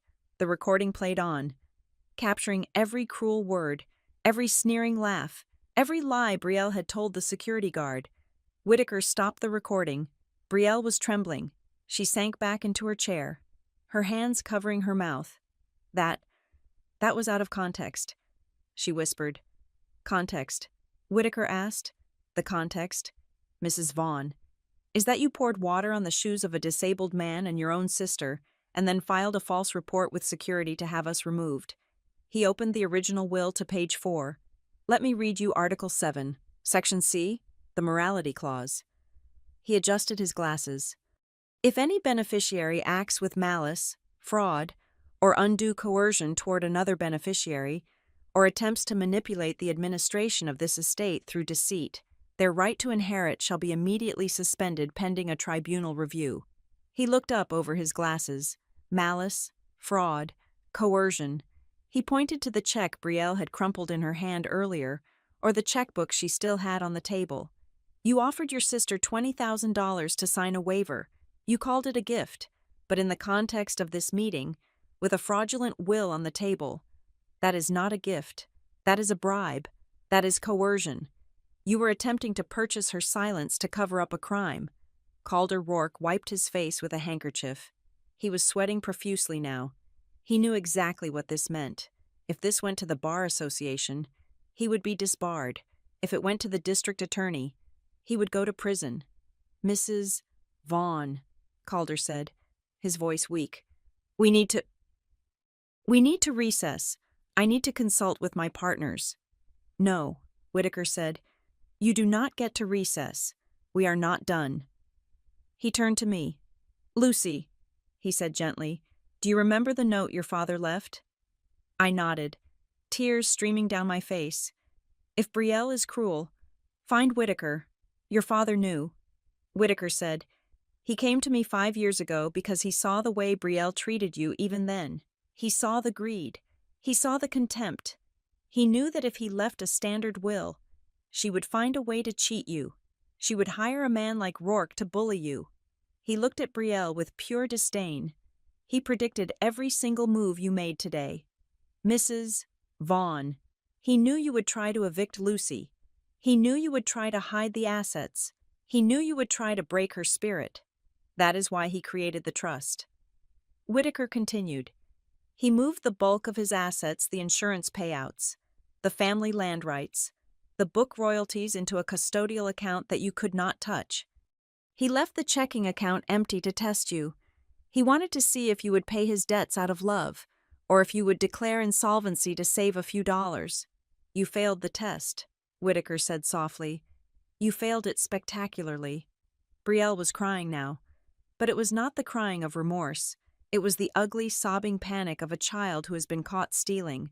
I did not know she wailed. I was just trying to be smart. I was trying to protect the family. You were protecting yourself. Whitaker corrected. He turned back to the document on the table. Under the terms of the morality clause, your behavior today, the fraud, the harassment in the lobby, the attempted coercion automatically triggers a suspension of your inheritance rights. He looked at Calder. Mr. Rourke, as the acting executor who presented a fraudulent document, you are hereby removed. I am asserting my authority as the designated custodial overseer to assume temporary control of this estate effective immediately. Calder nodded quickly, too terrified to argue. Yes, of course. I withdraw. I withdraw completely. Whitaker looked at me. Lucy, he said, the house is not insolvent. The debts are covered by the insurance policy your father locked in the trust. You do not have to leave. You do not have to sign anything. I felt a sob break loose from my chest. I covered my face with my hands. The relief was physically painful. I was not crazy. I was not a leech. I was safe. But Whitaker was not finished. He closed the folder, but he kept one hand on the latch of his briefcase. There is one more thing, he said. The room went quiet again. Even Brielle stopped sobbing to listen. Your father was a history teacher, Whitaker said. He believed in lessons, and he believed that some lessons need to be final. He tapped the metal card on the table. We have established that the will Mr. Rourke presented is fake. We have established that the morality clause has been violated. But we have not yet discussed the disposition of the assets under these new conditions. He looked at Brielle, his eyes cold and hard. You think you have lost the house, Mrs. Vaughn? You think you have lost the money, but you are assuming that the punishment ends with disinheritance. He slowly opened the briefcase one last time. He pulled out a smaller, black envelope. It was sealed with black wax. He held it up. Your father called this the annex. Whitaker said, it is a conditional codicil that only activates if the primary beneficiary Brielle is proven to have committed fraud against the estate. He placed the black envelope on the table. You have not seen this yet, Whitaker said ominously. And I promise you, once I open this, your life as you know it is going to change forever. He looked at me. Lucy, are you ready to see what your father really thought of his successful daughter? I looked at the black envelope. I looked at Brielle, who was staring at it with the eyes of a condemned prisoner looking at the guillotine. Yes, I whispered. Whitaker slid his finger under the black wax. Then let us finish this, he said. The sound of the black wax snapping was louder than the air conditioning system. It was a crisp, dry crack that signaled the end of the secret my father had kept for 5 years. Mr. Whitaker unfolded the document inside the black envelope with the reverence of a priest handling a holy text. The paper was different from the others.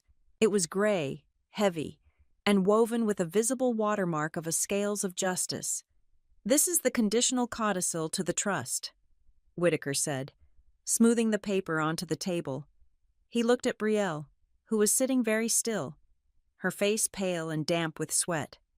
She looked like a gambler who had just bet the deed to her house on a pair of twos. Your father was a practical man, Whitaker continued, his voice steady and devoid of mockery. He knew that money changes people. He knew that the promise of wealth often strips away the veneer of civility. So he attached a condition to the disbursement of the primary trust fund. He turned the document so we could all see the bold text in the center. I will read the clause aloud.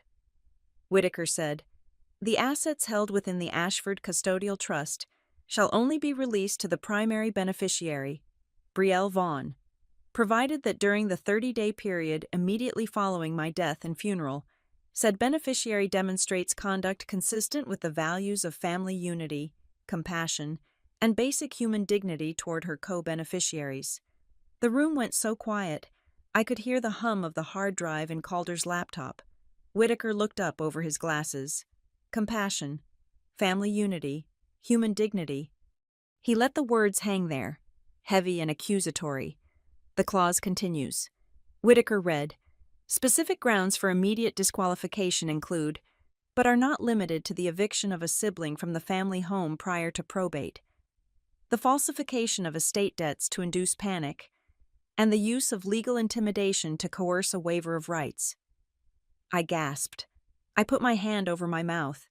It was as if Dad had been standing in the hallway yesterday, watching Brielle throw my suitcase into the rain.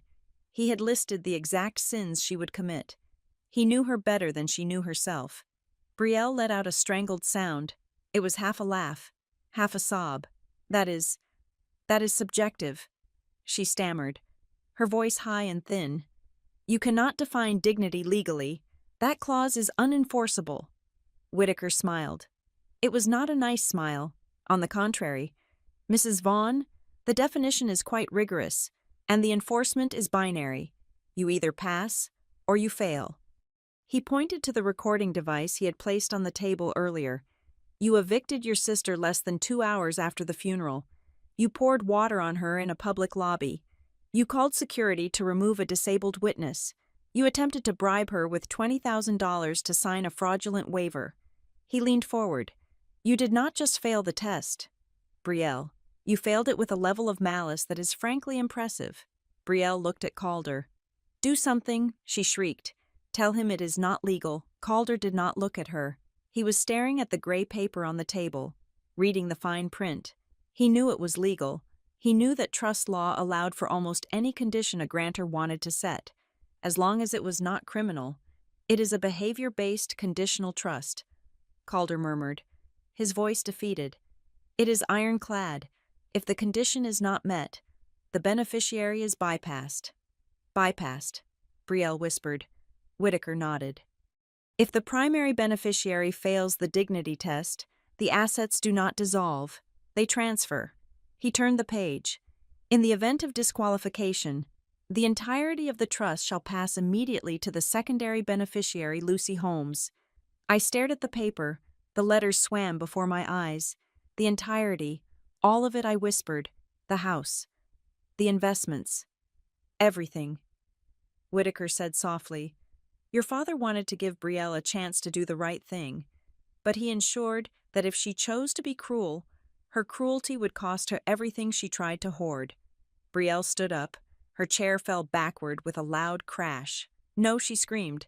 That is my money. I earned it. I was the one who was successful. She is just a failure who sat by his bed. Sit down, Mrs. Vaughn, Whitaker commanded. I will not sit down. You are stealing from me. We are not done, Whitaker said, his voice cutting through her hysteria like a blade. We have discussed the will. We have discussed the trust. Now we need to discuss the debts. He reached into his briefcase again. This time, he pulled out a stack of papers that looked familiar. They were copies of the invoices Brielle had thrown at me yesterday. The funeral home bill, the hospital transport bill, the specialist fees. You told Lucy the estate was insolvent. Whitaker said, You showed her these invoices totaling over $100,000 in immediate liabilities. You used these numbers to terrify her into signing the waiver. He picked up the top invoice. It was the bill from St. Jude's Medical Center for respiratory therapy. $4,000. I looked into the billing codes on these documents. Whitaker said, Do you know what I found? Mr. Rourke Calder did not answer. He was wiping sweat from his upper lip with a shaking hand. I found that the billing codes do not match the service descriptions, Whitaker said. For example, the code listed here for respiratory therapy is actually the internal code for a cafeteria charge, and the patient ID number. It belongs to a deceased woman who died 3 years ago. He tossed the paper onto the table. He picked up the funeral home bill, and this one, $8,000 for a mahogany casket upgrade. I called the funeral home this morning while Lucy was getting coffee. They have no record of an upgrade. They billed the standard package, which was paid in full by your father's pre-need insurance policy. He looked at Brielle. You forged these, he stated. You took old templates, changed the numbers, and printed them out on high-quality paper. You created a mountain of fake debt to convince your sister that the estate was worthless, so she would hand it over to you for free. Brielle's face was a mask of terror. She shook her head frantically. I did not. It was an administrative error. My assistant must have mixed up the files. Whitaker turned to Calder. And you, Mr. Rourke, you authenticated these debts. You included them in the insolvency report. I relied on the client's data, Calder said quickly, his voice cracking. I cannot verify every single receipt. Stop lying, Whitaker snapped. He pulled a single sheet of paper from his pocket. This is a transaction log from the firm's internal document creation system. I still have friends in IT. Mr.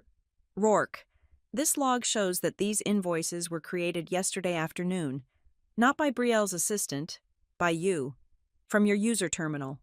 Calder went silent. He looked like a man who had just felt the trapdoor open beneath his feet. This is not just family drama anymore, Whitaker said grimly. This is wire fraud.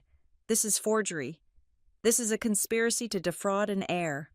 He looked at the two junior associates who were still typing in the corner. I hope you are writing this down, he told them, because you are going to be witnesses in a federal investigation. The room felt incredibly small. The air pressure seemed to drop. Brielle looked at the documents spread across the table, the real will, the morality clause, the fake invoices.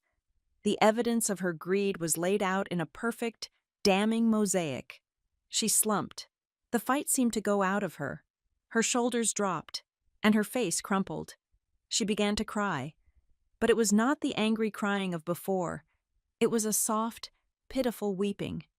She looked at me, her eyes wide and wet, filled with a sudden, desperate warmth. Lucy, she choked out. Lucy, please. She reached across the table, her hand trembling. I am so sorry. I was so scared.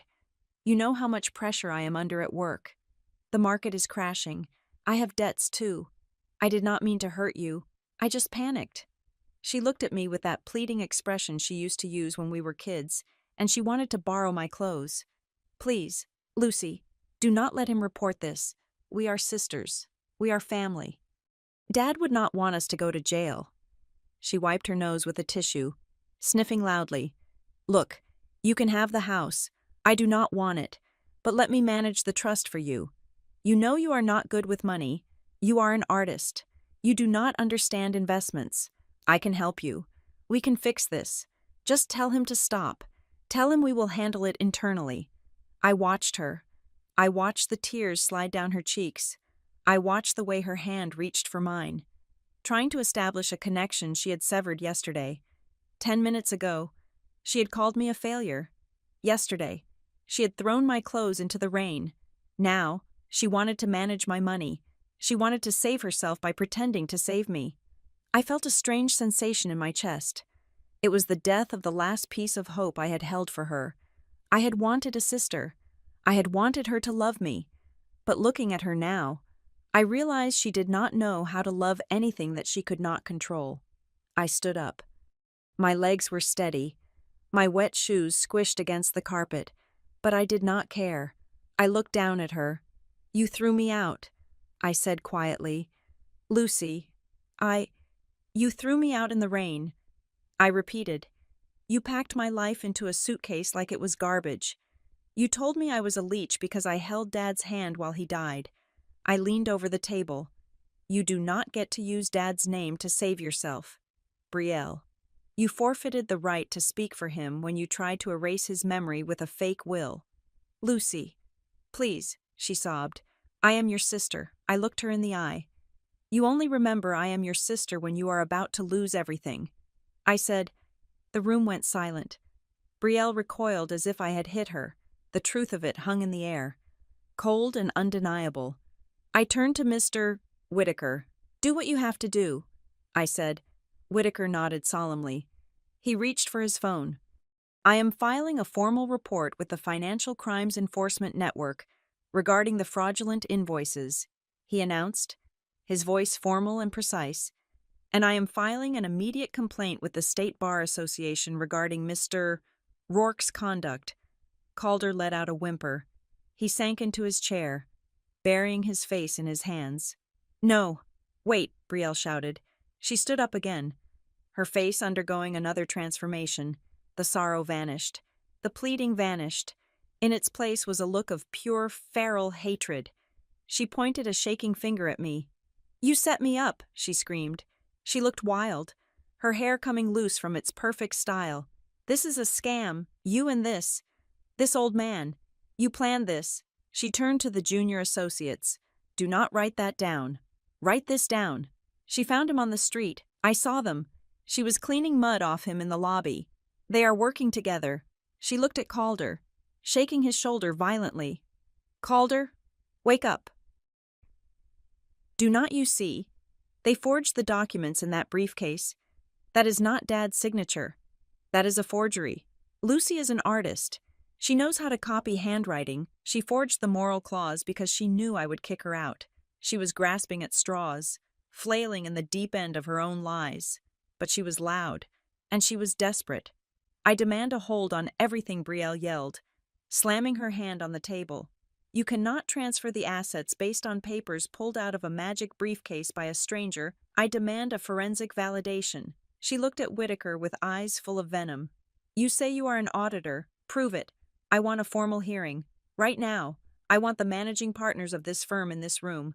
I want the original repository logs from the server room, not just a printout you brought in your pocket." She turned to me, a sneer twisting her face. "You think you won, Lucy. You think you can steal my inheritance with a sob story and a fake auditor? I will drag this out for years. I will freeze every cent. You will starve in that studio before you see a dime."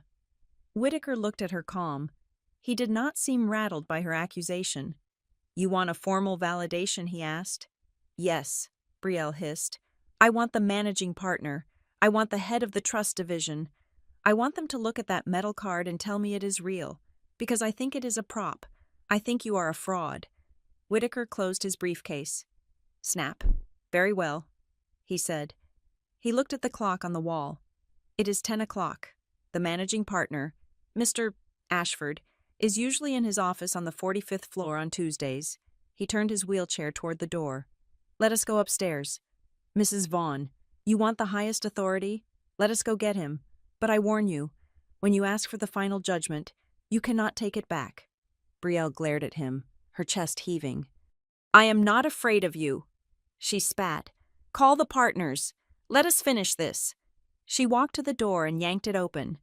I looked at Whitaker. He gave me a small, imperceptible nod. We followed her out. The hallway felt longer this time. We were not just leaving a meeting. We were walking toward an execution. Brielle thought she was calling a bluff. She did not realize she was summoning the firing squad. The elevator ride to the 45th floor felt less like an ascent and more like a transcendence. We left the bustling, terrified atmosphere of the 30th floor and rose to the very peak of the Ashford and Klein Tower. When the doors slid open, there was no reception desk, no waiting area, and no noise. There was only a single, massive set of double doors made of frosted glass and iron, guarded by a silence so profound it felt heavy.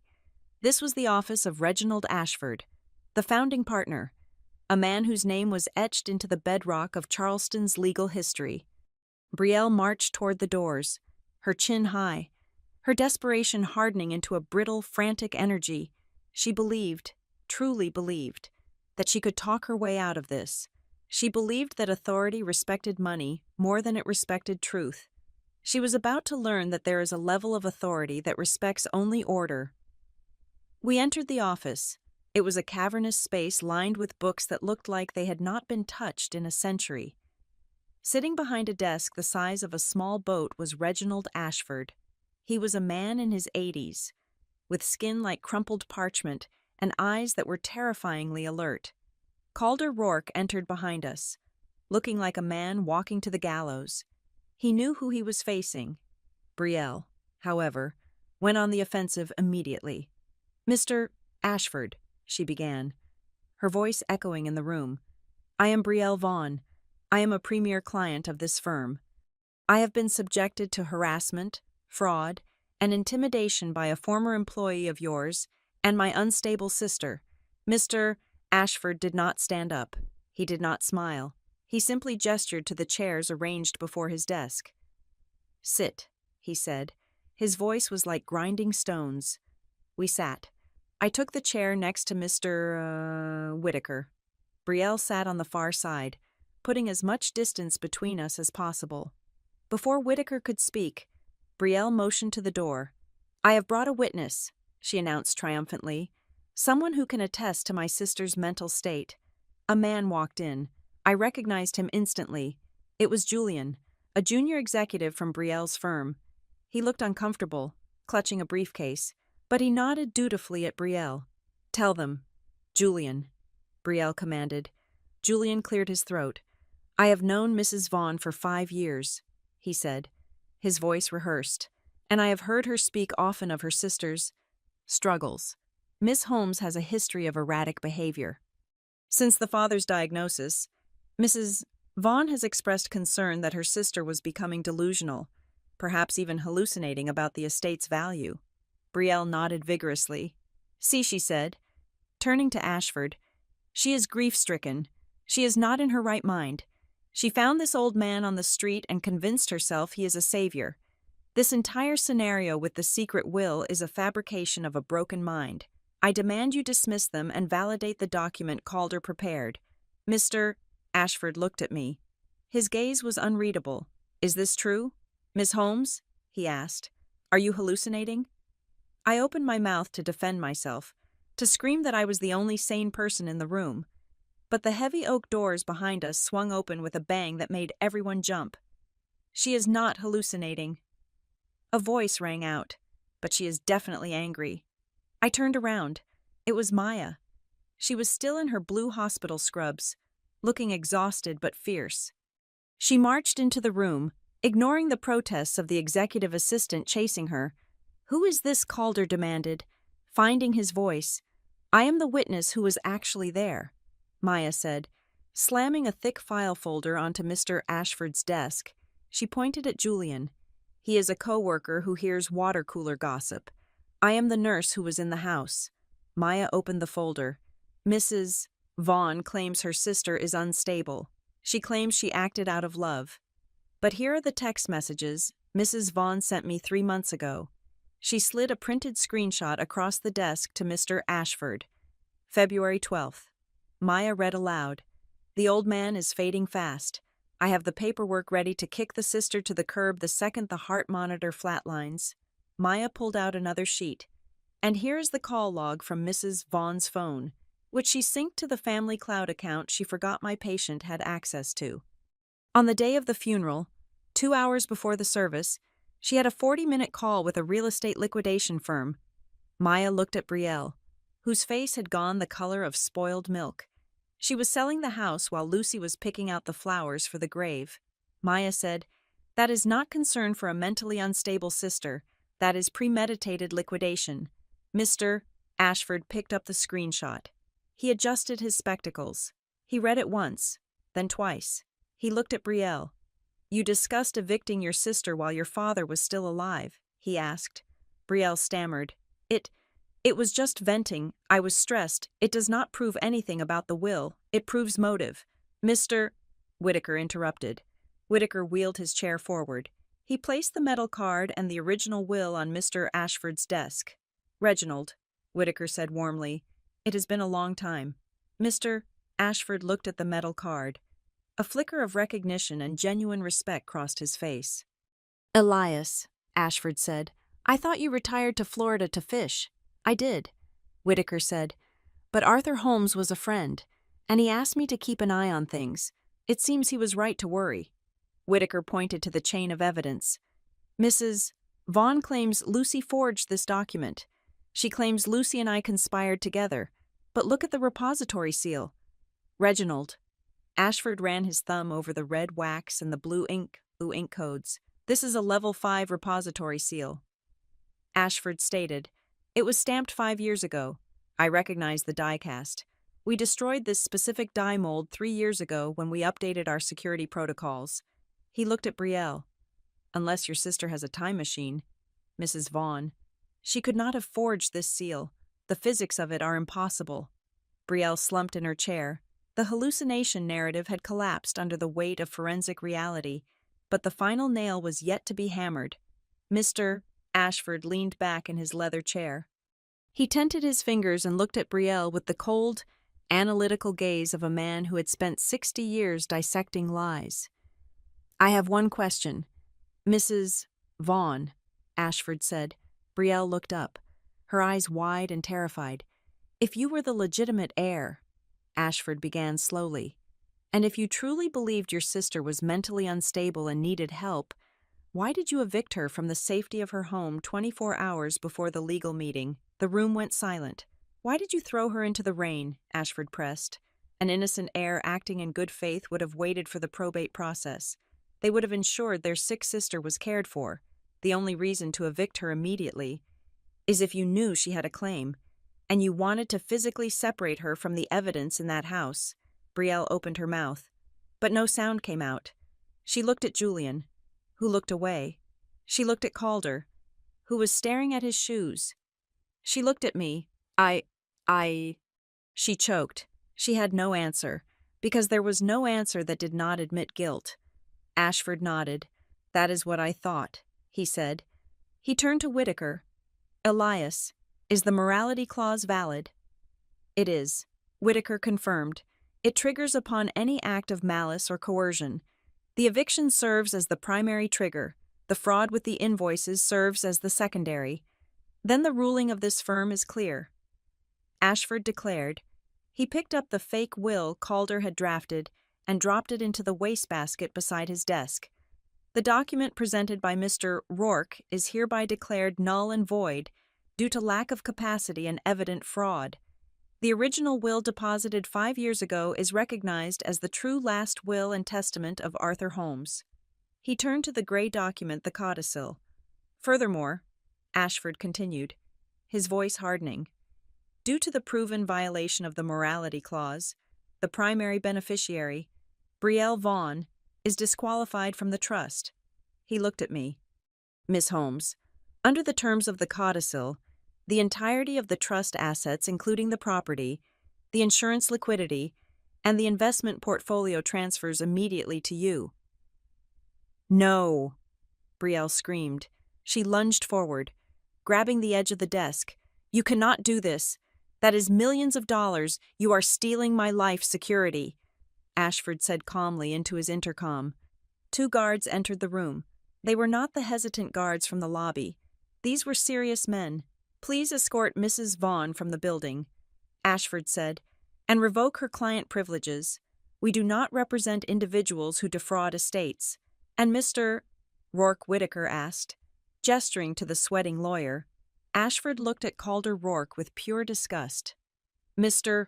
Rourke, you will remain here," Ashford said. "We have to file a self-report with the State Bar Association immediately.